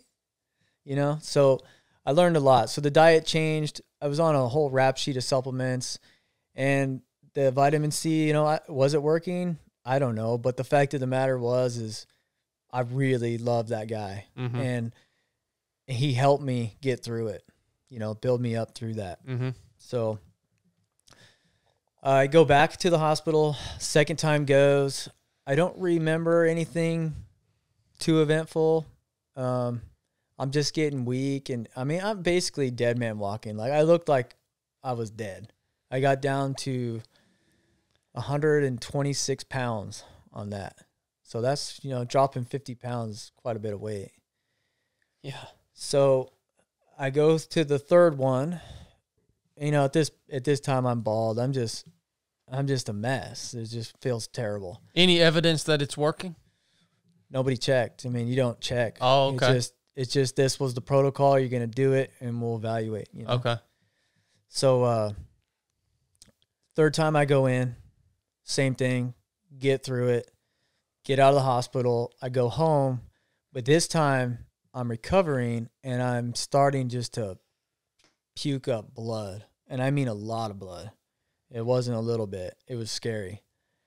So immediately I live about an hour and 15 minutes from the hospital. So, and at the time I'm living with my parents now, like 24, 25, but I can't even function. Like I have to have them there. we haul butt down to the hospital, and I'm dying in that car that night. I know for a fact I was dying. I could feel it. Like I said my goodbyes to my parents, and it was my dad was just flying. And we get to the hospital, and this is coming from my mom because I don't remember this at all. She said the emergency room was just packed, like not an empty chair in the whole place.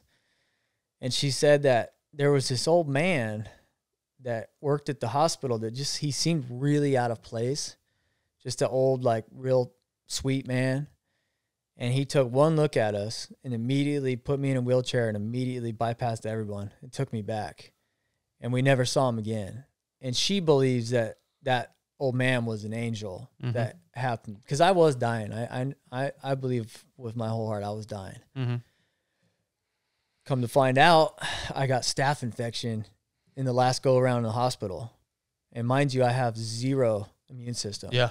Like no white blood cells whatsoever. So I'm back in the hospital for a week. And I had like a week full of just IV antibiotics. And I get better. And they release me. I go on my way. Go with Jake. I don't remember a whole lot again with the fourth one, but I do want to say this is also during this time, you know, I lost a lot of friends, and it's really not to anybody's. I'm not mad at anybody. I mean, we are pretty young people, and they just don't know how to handle it, right? Yeah, yeah. But during this time that this was going on, my wife, we were friends at the time, but she was like one of the only people that really went out of her way. Like she would send me I remember, I'll never forget, she drove me a picture of a monkey, and all it said was just hang in there. Right. But here's this girl that I don't even really know that well, and she's taking time for me, and it was just incredible just to have that support. Where and when did you meet her for the first? Like, I met how her is like she in your I life? met her like 2 years before that, but at the time I had a girlfriend who was just a horrible person, but I was young and we just weren't really in the right place. Yeah. But I had known her, but you know, I think we went on a couple dates, but that was it. And but she was reaching out to me, and it was just, you know, it meant a lot at that time, because really, well, I bet it did. There wasn't a lot outside of my family and those people. Yeah. There wasn't a lot of that, you know, and she took time for that. So I think it's important. But so I go through the fourth one.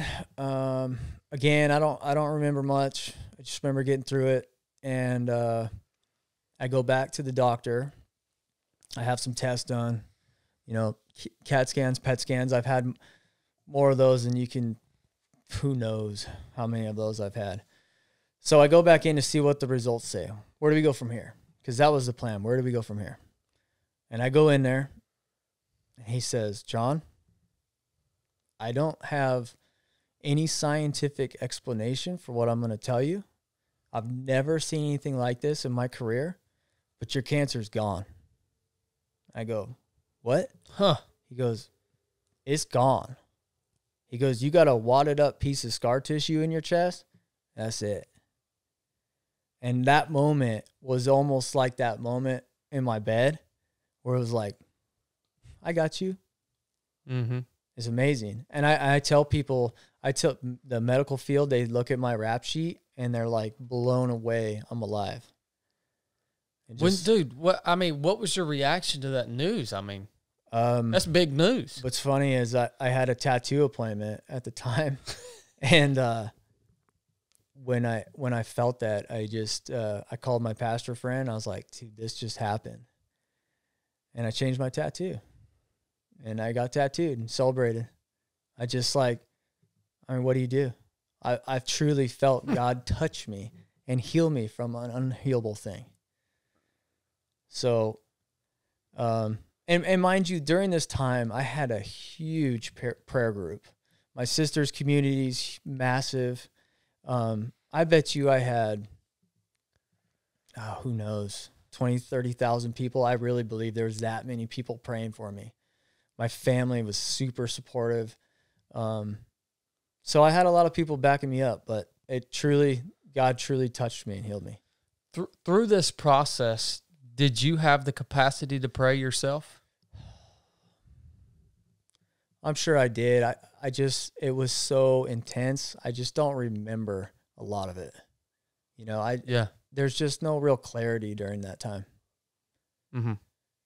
I know there were still times of doubts. Like my mom told me during that time that, you know, I would tell her that God forgot me, you know, that I felt like I was on my own. So I think there was still that struggle. But, you know, I would like to think that, yeah, I still had a relationship. I mean, I always have. But you were at a point, it sounds like you were so beat down Mm-hmm. that you were relying heavily on the body of Christ. Oh, yeah. Where they were essentially making intercession for you on your behalf. Yeah. And how did your family react to this freaking awesome, like unbelievable miracle? Oh, I mean, what do you say? I mean, there's no explanation. Did you just go up to him and be like, "Hey, my cancer's gone," or like? Yeah, I mean, pretty much, yeah. Like I said, there's no explanation. Like, how much better of a testimony can you get? Did you believe it? Like, if I'm putting myself in that situation, I'm like, all right, yeah, you told me that, but I leave and show me the picture. There's still something that's like, them jokers have messed up enough on me. I don't know about this. I could tell you, man. I I never was afraid. Yeah. So when they told me that, I just was like, of course it is. Yeah, you know what I mean? It's just, I don't know. That seems like typical John fashion. Yeah, I could see that. It was awesome, man. I mean, well, so we get through that. You have no cancer. God is good. And they said, look, we still want you to go through radiation just to make sure there's nothing going on. And I'm like, yeah, whatever. Radiate me all you want. I'm good. So I got pinpoint radiation. I think it was like 6 or 8 weeks. And that wasn't, I mean, it messed my throat up from the radiation. I had a hard time eating, but I mean, compared to what I just came up off, I mean, it didn't matter. Yeah. I felt like nothing.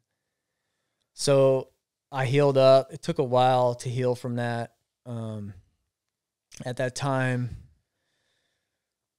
my wife, being who she was during that time, it really made me like, what are you doing? Like, here you have this amazing woman. Like, what are you doing? So we started dating. And after that, too, I wasn't supposed to have kids. They told me absolutely 100% you'll never have kids. It's not going to happen. This chemo is going to wipe you clean. Yeah. So I took the steps to, save some specimens and whatever in case I ever wanted it. But, so my wife, when we got married, I took on 2 kids. And we started dating, and it got serious. I got married. She ended up getting pregnant, which was not supposed to happen. Another miracle in my life. Mm-hmm. Benjamin was never supposed to be. And life was good. I mean, I just had a young family. Things were moving forward. God pulled me out of this horrible place I was in, and now we're living for Jesus. Save me. On we go.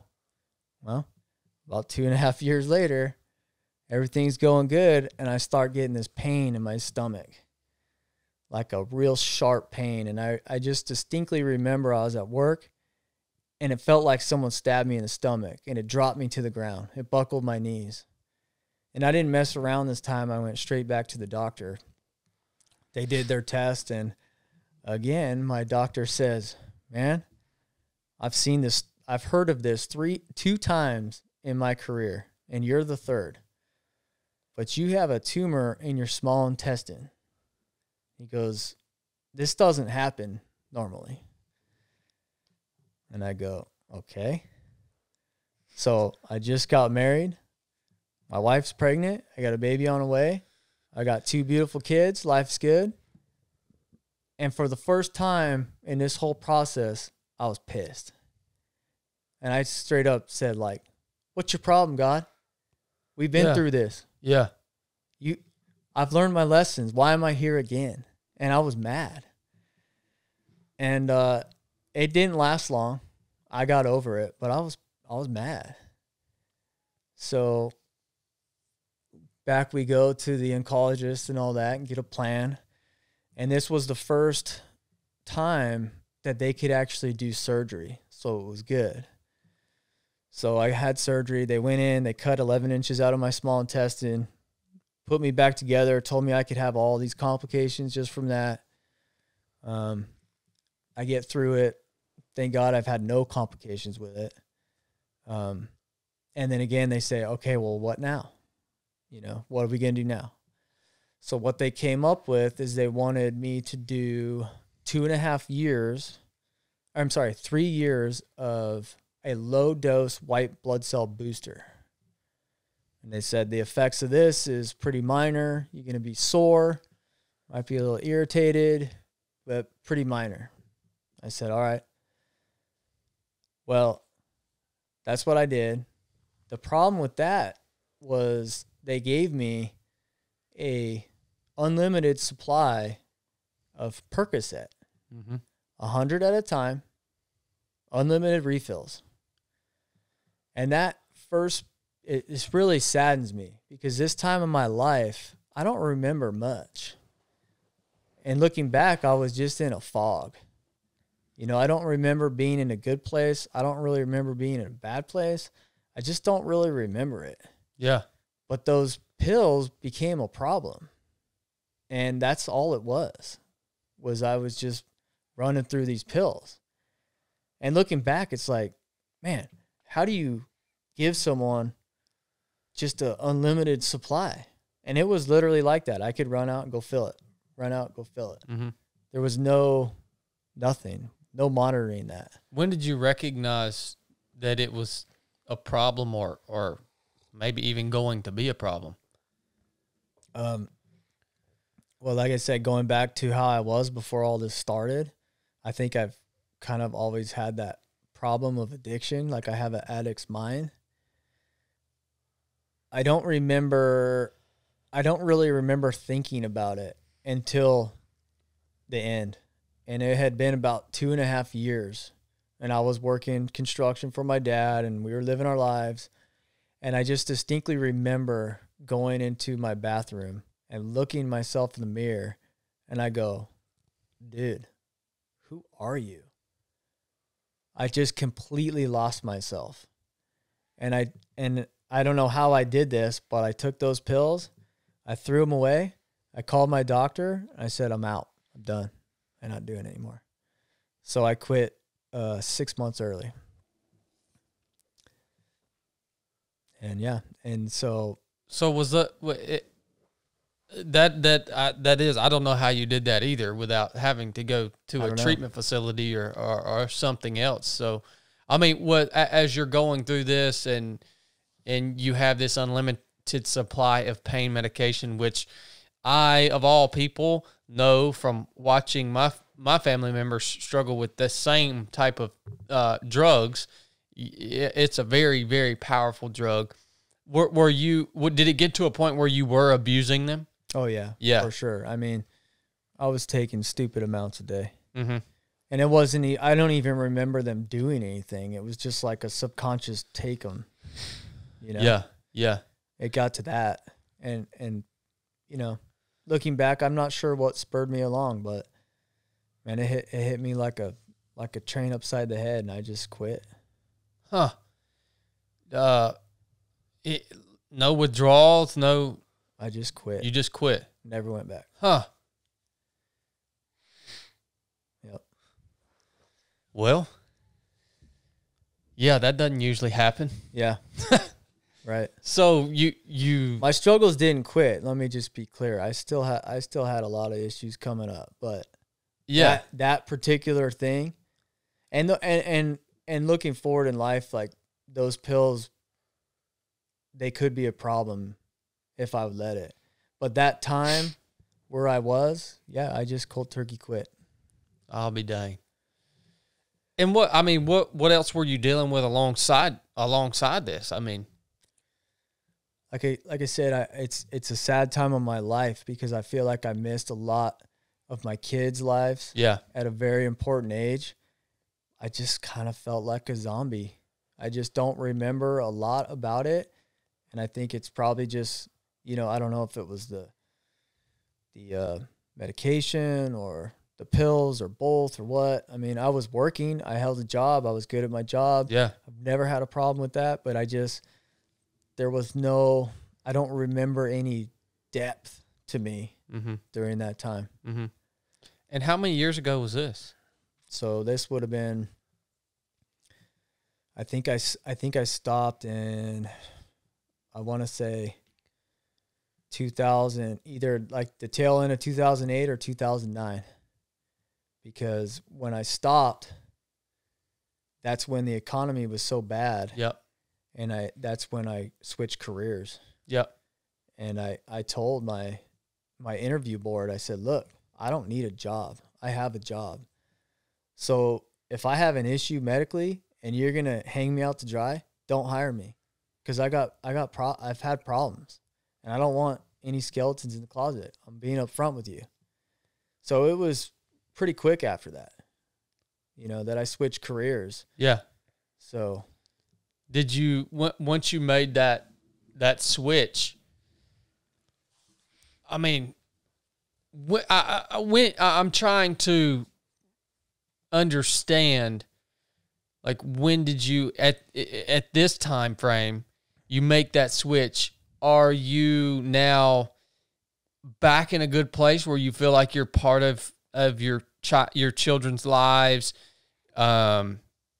You're good with your wife, your faith, that type of stuff. I mean, this has been a lot of ups and downs, man. I mean, did you recover fairly quickly after this bout too, or? You know, I've been thinking a lot about that recently, and I think I just kept going forward. I don't even think I processed the whole thing. Yeah, I think I just moved forward, and it needed to happen. I don't think, you know, I don't want to speak for my wife, but I don't know if switching to line work, you got to understand, from 20 to 30, I was sick and I relied on my parents. So like that whole time of becoming a man and finding your way, I got robbed of that. Yeah. You know, and line work gave me that. It pushed me. It was uncomfortable. Gotcha. I had to start traveling, all these things that it really spurred me along of just who I am as a man. Mm-hmm. And I needed that. I think I know our marriage needed that. And so once I got into line work, well, then I'm on the road. So I went literally from that to being on the road. And I like I said, I don't think I ever I didn't work through that, you know? Well, without a doubt, yeah. Yeah, I just kept going. Yeah. So, which led to a lot more problems. Yeah, that's got to come to a head at some point. Yeah. Yeah. And this, you talking problems spiritually, emotionally, within your marriage, or more health problems? No, so that was it. As far as the cancer goes, that's it. That was the last bout. That was it. My son, he just turned 13. When he was born, I was going through that, and I've been clean since. Awesome. And I don't get any yearly checkups. I don't do any of that. And my wife and I decided at some point, you still have to live your life. So how much are you going to subject yourself to these tests and more radiation? I mean, like, I've been subjected to more radiation than probably anyone I'll ever meet. Yeah, I'm sure. So at what point do you say, okay, God, you got me? Or I'm going to sweat the small things and just stress this the rest of my life? Yeah. And we just chose to let it go. Yeah. And I haven't been tested since. So, well, at what point does this transition now into line work, you not processing what you had just went through, not only with cancer, but with the pills and all that stuff? Now you make this switch. You're on the road. You're essentially running and gunning, man. Where does this come to a head? And you've obviously made some changes. Yeah, yeah. Because you're a good dude now. I mean, you feel like you're in a solid place and now. Here's the thing. I was a good dude then. Well, yeah. I just made bad choices. That's right. And I got into this routine. Line work, where you make your money is overtime. So we work a lot. Well, unfortunately, being on the road, being with your buddies, it ends up a lot of drinking after work. And I got into this cycle of work, drink, work, sleep, drink, work, drink, sleep. I mean, you know, before you know it, I mean, that's a bad rut to get into. And I see it a lot. That went on for years, you know, and even at home or just on the road? Oh, yeah. Yeah. Yep. Even at home. And does your wife have a good foundation of faith? Super solid. Was she not calling you out on this? She did towards the end, but no. Okay. You know, I don't think I probably drank as much as I did on the road when I would be home, but I would still drink on the road. I mean, when I was home. Yeah. It just became it became a nightly thing. I mean, I literally drank every night for years. And I was good at it in the sense that I never showed up late. It never affected my job. No one would ever know if I was drinking. Didn't look like a problem? Massive problem, but it didn't look like it. Yeah. You know, massive problem for me. So this went on for years, and I worked a lot of jobs, and it just became a cycle of, it was just a bad, vicious cycle of me being on the road, coming home, not having a very good weekend, and then going back on the road. And it just was like that for years. And I want to say probably 7 years go by of this. And I was working in Yuma, which is about 2.5 hours from my house. And I had been feeling God tell me, like, dude, you got to get a grip.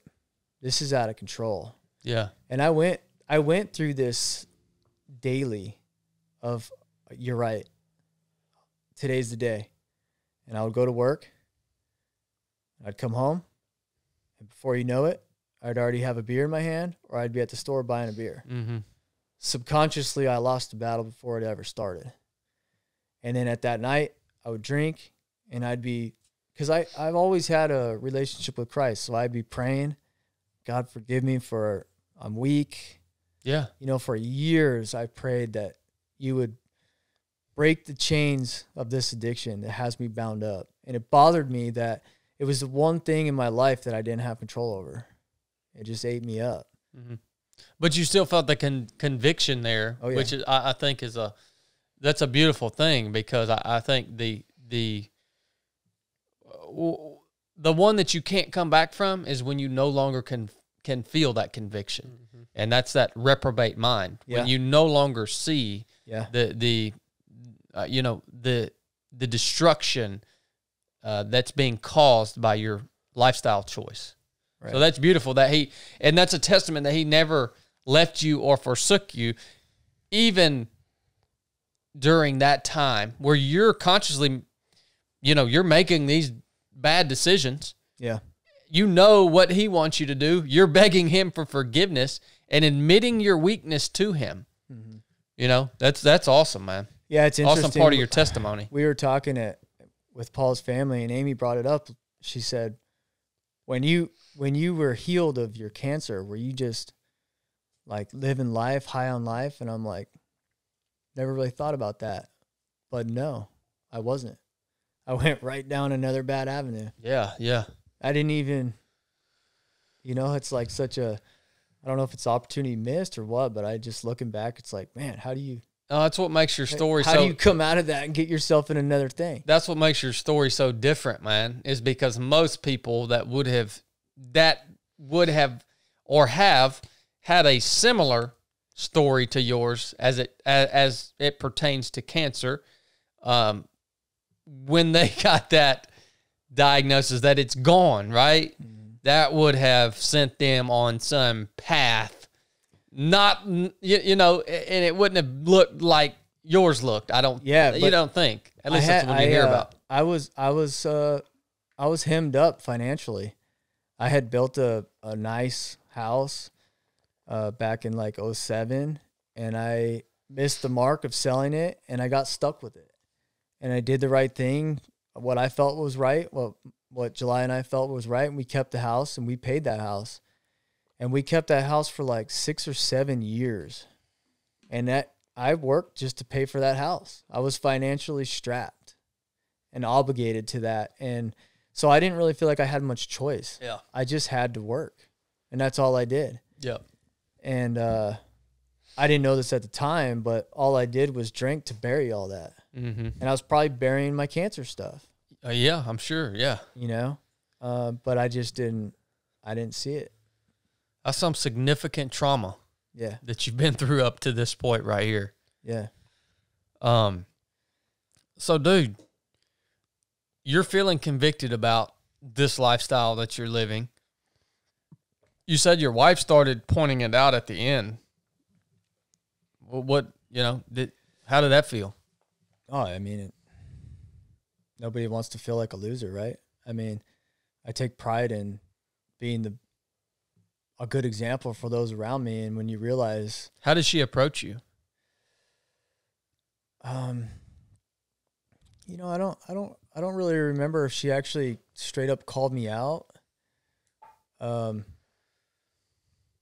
just remember I don't know if I think I was kind of searching at that point in time. I think I was kind of struggling to make a change. I was tired of the life I was living. I know I was. I was tired of the life I was living. I didn't really know how to turn the page. And she actually bought me Rich Roll's book. And that book it changed my life. Really? Yeah. Huh. It did. Because his story resonated with me. The reason he drank, how he connected to alcohol hit me like side of the head. And it really made me think, okay, I think at the time I was probably 37, I'm 40 now. Like, you can do this. And that's what his story's about. And I read that book and something shifted in me. And I still would work, and I still struggled with God, that voice of saying, you need to quit. And honestly, I felt like it was going to take something really tragic, like a car accident, something like that, to snap me out of this. But about a year had gone by. I fixed my diet, didn't drink as much, but I still drank. And I finally just said, you know what? All right, I'll listen to you. I'll quit drinking for 1 year, and I'll see if it fixes my problems. And I did, and I just quit. So a year went by, and I didn't really get the effects that I thought, because for the first time, well, now I'm having to face my emotions. I'm having to face these things instead of just burying them. And then I start realizing that that's what I've been doing this whole time. I just don't want to deal with this stuff. And I didn't realize that was happening. So yeah, I'm actually more angry not drinking than I was drinking, because I just didn't know how to handle it. Yeah. Yeah. I can see how there would be an anticipation when you made this conscious effort to say, okay, I'm going to stop this for a year and see how this, there's an expectation that your life is going to be changed in a positive way, Yeah. And then the actual reality is no, not at all. No, actually, it's rougher now because I'm having to deal with all this stuff. Not only past trauma, but day-to-day stress, anxiety. It is a positive way. It just doesn't feel good. It doesn't feel good. No, it doesn't feel good. It don't feel good at all. But it's positive because it's sustainable, right? Yeah. Reality sometimes is not spectacular. Reality sometimes stinks, as a matter of fact. I've told the story before. I remember when my wife got clean, we went out to ride bicycles like a day or two after she got back from rehab. And this, your story really makes me see this in a different light, because I can only imagine she also had expectations that when I do get free from these chains of addiction, it's going to be just spectacular. And we went out to ride bicycles, beautiful day, spring day. Everything's just getting green. The sun's out, beautiful trail. We got these brand new bicycles.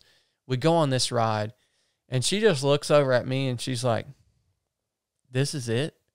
Like, just total letdown and disappointment that this is it. And I'm like, yeah, this is life. You've got to learn to like see how spectacular, I know it sounds corny, but the little things are, like the sunshine, the fresh leaves budding out of the trees, the smells, the fact that we have this environment, this trail here to go and explore today. But that was like totally not what she expected life to be without these drugs. Like alcohol is the same thing. Yeah. To basically numb everything out. Well, that's a big transition, man. And for me too, alcohol was always, what I finally realized is I was doing things because it gave me an excuse to drink. Like what I mean by that is, hey, you want to go to a baseball game? Oh yeah, I can drink during the day there. Yeah, like everything revolved around me drinking. Yep. And it was that deep in me. That's powerful. Yeah, for sure, man. So I was just, that's all that mattered. Another thing that's interesting to me about your testimony, John, is I've always believed that there is a spiritual component to any of these drugs that suck you into dependence, essentially alcohol or opiates or whatever it is. I mean, there's hundreds of them out there, that there's like legitimately a demonic force attached to those things. And it's really inspiring to me to hear that you still maintained a connection and a communication in a relationship with Jesus while you were fighting through this darkness. And that's exciting to me. Yeah. To hear that humans can, because to me, it's like when somebody goes down this road of addiction, it's almost like it cancels out any opportunity to be in a relationship with Jesus, because this demonic force that is controlling the person through the addiction at this time basically overshadows any opportunity to have companionship with Christ. But for you, that was never completely severed. Yeah, and I agree 100%. I think these drugs, alcohol, I think it is by Satan's design to tear us down, to tear family structure down, all of that. And you're right. I was able to keep that relationship with Christ. And now looking back, the turmoil that I was in on a daily basis of knowing I'm living wrong, yeah, but still doing, I felt horrible about myself. And it was a daily beatdown of just inner turmoil of living my life. Wow. And that, I didn't realize how much that affected me for years. And it did. Mm-hmm. And I didn't realize that until I come out of it. Mm-hmm. But I wanted to mention this book because it also was a huge help to me quitting drinking. And it's called This Naked Mind by Annie Grace. And she shifts that idea surrounding alcoholism, that, hey, is it possible that this is just a highly addictive drug that's been accepted? Yeah, it is. And that book helped me a lot. Just changed my whole thought process around drinking as not a normal thing, not something you have to do as an adult. Yep. Not something you have to do at the baseball field, you know? Yeah. And, you know, the fact that alcohol is a legal drug is a testament to the fact that it is probably the most destructive and powerful drug on earth. They can't ban it. Yeah. It's so powerful and it has so much control over society, culture, and humanity. They can't ban it. They can ban other drugs and make them illegal. They can't get rid of alcohol. No. It's that powerful. Yeah. They've tried and it doesn't work. Yeah. And I think a lot of people are in a good place with it. Like my wife, for example, she can have a glass of wine and she won't have another glass of wine for 6 months. And she could care less if she has that one. So there are people that can manage it, but I think a lot of people don't realize what they're actually doing with it. You know, when I quit drinking and I started people start seeing that I quit drinking and they said, well, how come you're not drinking? And my response was, well, because I'm an alcoholic. And I said that because how are you going to argue with me? I'm drawing the fine line because I'm an alcoholic. I got a problem. I can't tell you how many people's response to that was, well, I don't drink that much. I said, well, who's talking about you? You're talking about me. Yeah. But immediately they start internalizing, well, I drink a lot. Does that mean, what am I doing? Yeah. They start seeing this. And I think that there's a lot of people that use alcohol for that reason and don't realize it. Oh, I agree 100%. You know, I just thought the government can say, church, you can't meet. And everybody's like, well, all right. But if they said, Americans, you can't drink, you want to talk about a government overthrow? They tried that. I know. Yeah. But can you imagine it today? If they said you can no longer buy alcohol anymore. Oh. You don't talk about total collapse of the government. Yeah. Who's it? Well, I mean, that's a testament to who's in charge. Yeah, exactly. Of this current. Yeah. Of the earth since the fall of mankind. Who's in charge? Yeah. Who's the prince of the power of the air that we're surrounded by? Right. Dang it, man. Oh man. Well. Yeah, it's nasty stuff. Yeah. It really is. So how did you get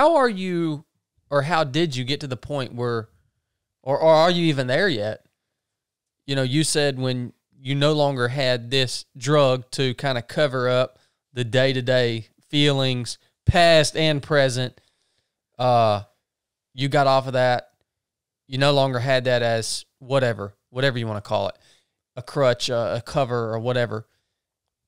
How did you work yourself into the position that you're able to manage day to day? So, or maybe you didn't work yourself there. I mean, I don't want to put words behind it. It's just, so I quit for a year. I did what I said. mm-hmm. I quit for a year. Never had a sip. I got done with that, and I was like, you know, that wasn't even that big a deal. You know, maybe I don't have a problem. Oh, okay. And I slowly started drinking. And what's interesting about that, a couple things. One, it was so sick to me. My friends were so excited for me to drink again. Yeah. And I straight up called them out like, hey, you realize you're my friends, right? And you know I've had a problem, but yet you want me to go drink beer with you. What's wrong with you? And they were fired up, like trying to get me to drink again. And you know, it's things like that. And you know, this is coming on the time that I met you guys and started getting involved with this family. And you really start questioning, like, who are you surrounding yourself by? Mm-hmm. So anyways, I caved in and I was like, yeah, whatever. It's been a year. That wasn't actually that hard for me. And it wasn't. I just made up my mind. I did it. So I slowly started drinking. Where I was going with that is, what's interesting is I hated the taste. It tasted terrible after a year of not having it. Uh-huh. A beer, It didn't matter what it was. And I remember having this too when I would, because I couldn't drink on chemotherapy. It's terrible. And I pushed through it. And I got to where it didn't taste that bad. Yeah. And it only was about 2 weeks. And next thing you know, I find myself in my shop where I'm alone, doing my thing, tinkering on stuff solely because I can drink beer in there. Yeah, yeah. And I'm ashamed for my wife to see it. Mm-hmm. That's all it was. And luckily, I recognized that, and I nipped it in the butt, and I quit. Mm-hmm. And that's it. I mean, occasionally I'll have something, but honestly, I don't even like it anymore. Mm-hmm. It doesn't do anything for me. Mm-hmm. It actually makes me feel worse. I've really grown. I love how I feel. I love being healthy. I love how I sleep. Mm-hmm. You know, sleep is night and day. Yeah. And, yeah, I just closed the door on it. Dealing with the day-to-day emotional stuff. How is that going? It's rough. Yeah. It's been tough. What's your plan for that? Well, thank God my wife is patient. She's my best friend. She is not a soft woman by any means. She calls me out. She holds me accountable. By the way, I wish you would have brought her with you. It would have been interesting to hear her perspective on a lot of this stuff going through it. Yeah. From from the outside. So No, you're right. Okay. It would be. So like I said, thank God she's patient. She helps me a lot, work through these things. But you know, that's what I'm finding out at 40 years old. I'm just not very good at dealing with my own crap. Mm-hmm. So just it's trying to, 3 of 7 and what you guys have brought to my life has been a game changer. There's so many tools, and it's just like this weekend and spending time with Paul and all these things. I'm growing, and God's moving in my life. It's a process. Mm-hmm. I'm trying to do it with grace and giving myself grace. So I'm too hard on myself with a lot of this, but at the same time, it takes a lot of commitment, a lot of dedication. There is no quick, easy fix. It doesn't exist. So it's just celebrating the small wins, I would say. The daily wins is what I'm shooting for. Mm-hmm. Mm-hmm. And that's what I'm trying to do. It's a daggone heck of a testimony right there, brother. I'm going to tell you right now, man, I think that this story that you've just kind of walked us through, John, should encourage a lot of Christians out there that aren't in the place that they want to be in, that aren't in day-to-day life, aren't living the life that they want to be living, right? To know that you can, that Jesus is not going to leave you or forsake you in those moments, that he's still there. You can still cry out to him. Even if you're living in this place day after day and you're just too weak to work your way out of it, whatever the activity, whatever the action, whatever the thoughts are, that you can still cry. Don't be ashamed, man. Cry out to him. That's it. He's still there. He's not going to turn his back on you, man. And he's eventually going, he's patient. He's long suffering with you. And when you are in the place that you do have the strength to make the change that you want to make and you know you need to make, he's going to be standing there ready to receive you and your family on the other side of it. Yeah. And build you back up and walk you through that process. Somewhere in Psalms, it says, the psalmist writes that he is our hiding place. And to me, that's always just kind of stuck out because, like, when you go to your hiding place, it's like somewhere you can just, like, take a wrap off. So when you're in those spots, like what you dealt with for that whole 10 years, it's like, man, I can go in here and everything's okay. I can just be comfortable and know that God's got me. And that's just like what you're saying, Mm-hmm. But to me, too, the flip side of that is that you that are healthy, living what you think is a good life and all this and that, know that you are not guaranteed the remainder of the day you're living in, that tomorrow, God forbid, tomorrow something that just like happened to John could happen to you, and the time is now for everything that you want to do, for anything you need to tell somebody, anybody you need to reach out to, anything you need to do. The time is today. Like, you have to do these things with a sense of urgency. You don't have, that doesn't mean be a rush in everything, but it means, what do we talk about? Being deliberate. It means be deliberate with everything you do, and don't just do something when you don't have a reason to be doing it, you know? Yeah, that's it. Live with purpose. What is your, I mean, from a practical or tangible standpoint now, what does your day-to-day look like as far as your family life, your personal life, you know, both body, soul, and spirit? I mean, what does that day-to-day look like for you now?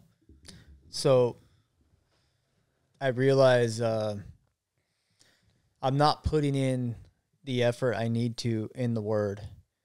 And one of my good friends, he explained it to me like this. He said, look, you can't go to battle with a 22.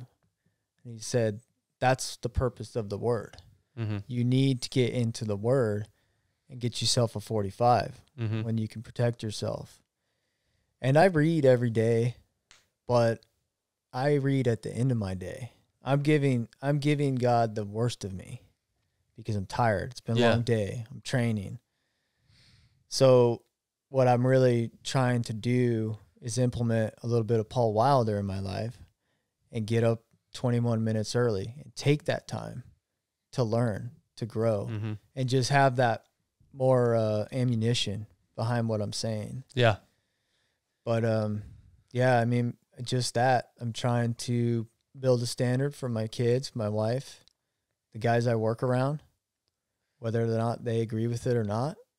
I'm just trying to uphold a standard that I've set for myself, and that's it. I mean, You're trying to put a few more bullets in your mag. that's it. First thing, look, John just brought us these mags. It takes my Glock 43X from a 10-round capacity to a 15-round capacity, right? Yeah, that's really what getting up that and giving that part of your day initially to God, whether it's in prayer or whether it's in reading the Word, or that's what it's doing. It's giving you more ammunition to get through that day, essentially, and it's honoring Him with the best part of you, right? I like the way you put that, John. That's awesome, man. So you got to talk to me a little bit about your fitness journey, because I think that's obviously a huge part of your life now. You're training for an Ironman. You're super fit. And was this always a part of your life? So this was kind of going back to Rich Roll's book. Yeah. Just that idea that you can be something at 40. And, yeah, so I set a goal for myself. I've never done triathlons in my life. But I turned 40 this year, and I want to be able to say this is me at 40.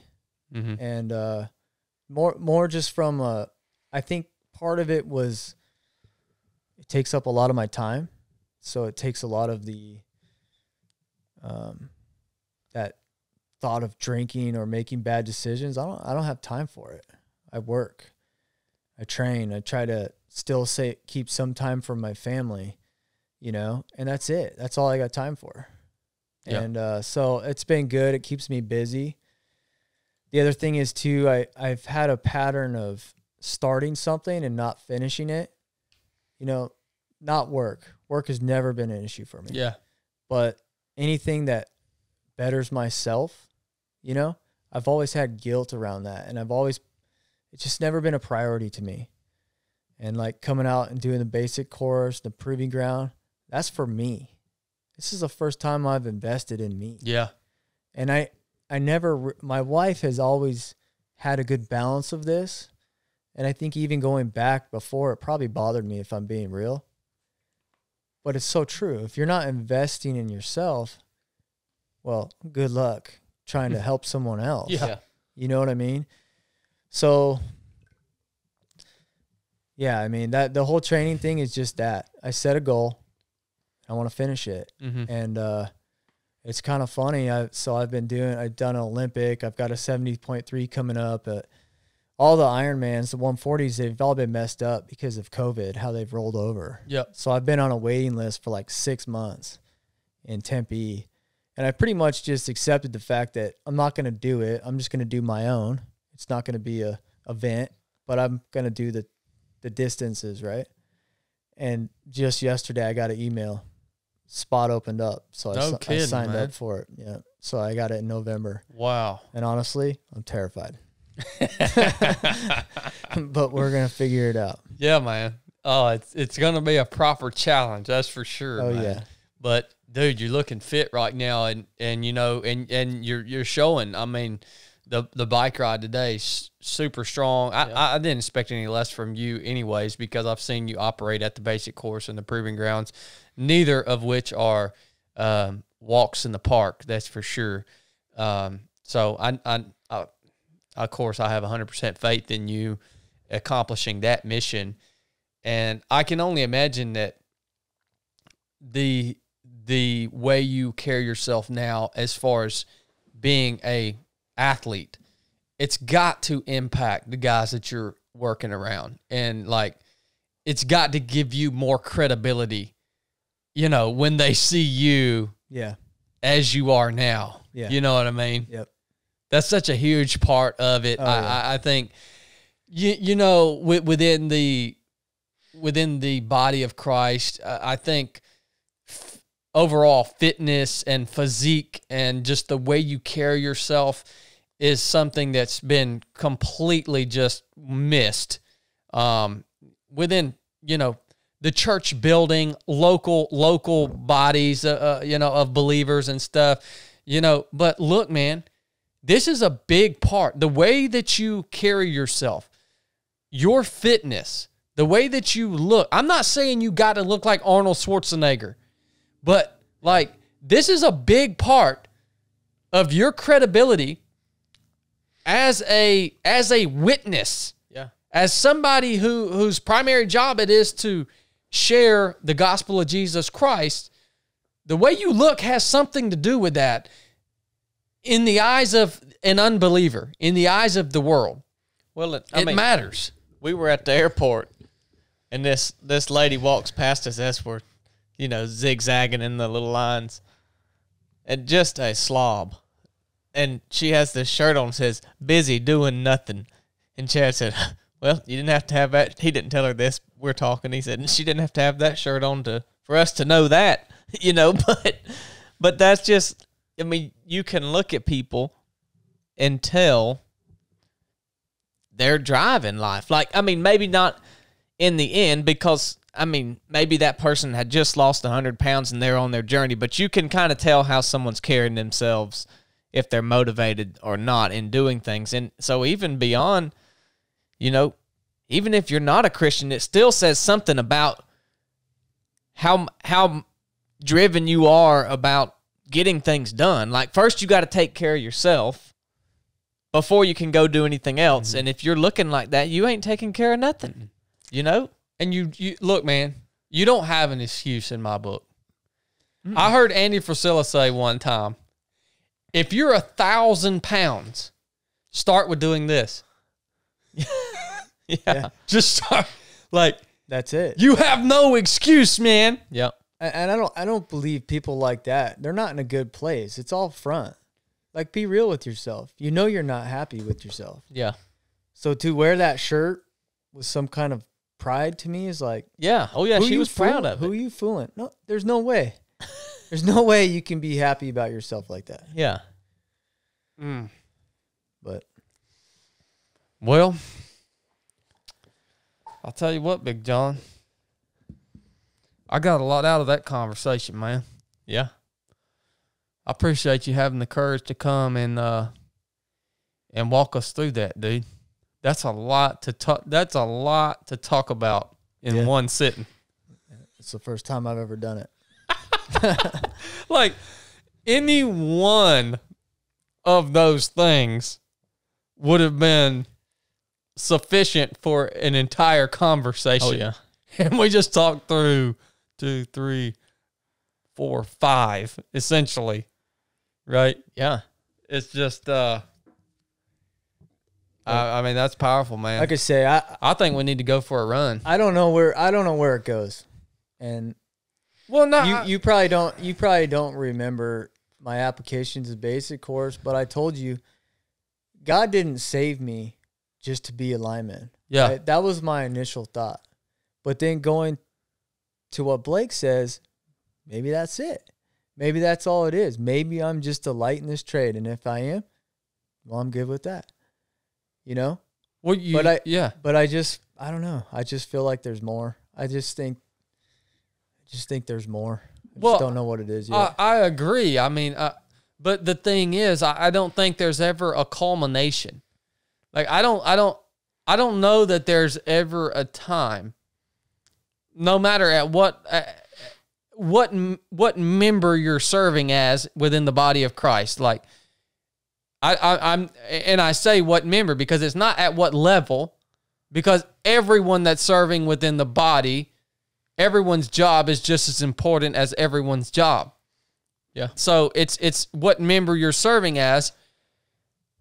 I don't think there's ever a place where it all culminates and you just say, I've reached it. this is what it's leading me to. This is what it was all leading me to. Yeah, that helped me out a lot. Just when you guys were talking about the yoga and when Blake talked about that, you're either moving forward or you're moving backwards. There's no standing still. And That's right. And I've never really thought of it, but that's it. And that's when it comes down to every day. Are you going to choose to move forward or are you going backwards? That's it. And that's it. And that really, really resonated with me. And it helped pull me out of some funk I had. So I appreciate that. So why even think about like where is this going? Like it's all right to have some awareness of what you or maybe anticipate your next move or have some awareness of what you should be doing in order to move forward, right? But to me, it could potentially be a waste of energy to think, where is this leading? Yes, of course there's more, because you have more life to live. Yeah. Lord willing, we all have more life. If we have more life to live, then yes, there is more. But I mean, I find myself thinking, I've had those same thoughts, John, of like, you know, where is this going? 307 Project. I've had people ask me all the time, like, what do you want? Ultimately, what do you want? I've had big entrepreneurs ask me that question. And I guess I'm not a businessman because I can't answer that question. Yeah. I've asked myself, where is this going? I don't know. I'm just going to sit down every day and do work like this. God has given me the opportunity to sit down and hear your testimony today. This is my work for today. Every day I'm just going to do the work that he gives me to the best of my ability. And where it goes, I have no freaking clue. Well, and it's much less stressful to be that way. Like if you have this goal in mind and you're just constantly striving for that, you're probably missing the mark for what God has for you. And you're also wasting a lot of energy trying to get, you know, I mean, we've only been in business for 2.5 years, but God has grown and sustained what we're doing. And I mean, we might look a little bit ahead and say, hey, let's kind of start working on this. And if it hits a wall, we just change it. But when people ask, where do you see yourself in 5 years? For me, I can never answer that question. When someone says, where can you see your business in 5 years? You know why? Because it is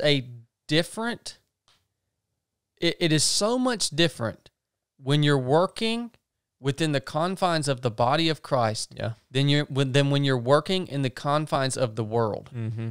And the reason big entrepreneurs ask us, what do you want? Where will you be in 5 years? We talked about this earlier. Is because when you're working in the confines of the world and business, you have to be able to answer that question before you start anything, right? And this is what most entrepreneurs that I know, highly successful, they have the answer to this question.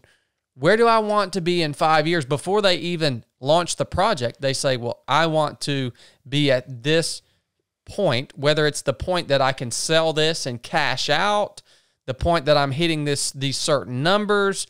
But when you're working within the confines of ministry, essentially, you can't answer that because it's not yours. It's a very different lane to be in. You know what I mean? Mm-hmm. So, man, that's some deep thought right there. I mean, deep for me anyways. I know you guys listen to this may be like, Chad, that ain't that freaking deep, but maybe y'all have already all thought about all this stuff. But, you know, John posing that question of I don't know where it's all going makes me think about that in my own life. Well, it's like, what are the currency you're working for? Or what is the return that we're getting for our investment is not centrally focused around money. Like, we got to make money to live and be able to do this. But really, we want to make a difference. So we want the result of our actions and work to be people's lives changed. And if you're in business to make money, then you want the result of your actions to be dollars in your bank account. And I think that's where the difference lies is, are you really working to change people's lives, or are you really working to make money? There's going to be both in both areas, but what's the overarching focus? What's the primary initiative? Yeah, like when we had to talk about the proving ground, and we said during the coronavirus that, well, you said it, we're going to do this even if we lose money. It doesn't matter because we care that much about making a difference in these people's lives. If we cannot make money on this event, we are still going to have it, even if it costs us money. If we lose and we have to put our own money out of our bank account to make it happen, we're going to do it because we believe that much in the mission that it's going to change people's lives. And if it only changes 5 people's lives, because only 5 people show up, that's 5 people. Yeah. You can make it turn. John talked about the ripple effect so many times in this podcast and how he that's such a big part of his ministry. Yep. And it's like, dude, I 100%. If I get 5 people for a weekend and it costs me $10,000, but I get to make an eternal impact in 5 lives, holy smokes, that's huge, man. Yep. That's huge. And, you know, nothing we're doing can be sold for profit. Nothing John is doing can be sold for profit. We simply have to take what God puts before us every day. Thank God he gives us direction. Thank God he's got us in an environment where there are people that we can witness to and be light to. Mm-hmm. Thank God for that opportunity. Holy crap, man. Why would you ever want to sell that? Yeah. You spend your life doing that. Yeah, there's no amount of money that you could never put a price on it. You got something to say, John? No, I just, that whole thought just brings me back to what we were talking about, that God hole that you have in your life that you can't fulfill with anything but Christ. You can pack it with whatever you want, but the only fulfillment you're going to get is through Christ. It's the only time that'll be fed. Yeah. Agreed, brother. Blake, you got anything else? No. Big John, you got anything else you want to share? Yeah, I just want to share, to both of you and the three of seven family. I've made a lot of good connections here. You guys have truly impacted my life, and I'm just so thankful to be a part of it. Praise Jesus, brother. Yeah. Well, likewise, we appreciate you, John. It's because of men like you that are willing to come and put in the hard work, the hard yards, willing and hungry, but then also generous enough to pay the fee to come and do the things that we do. That's the only way this exists. We have to have members of this body that are willing, hungry, and also able and generous enough to pour into this so that it can all happen.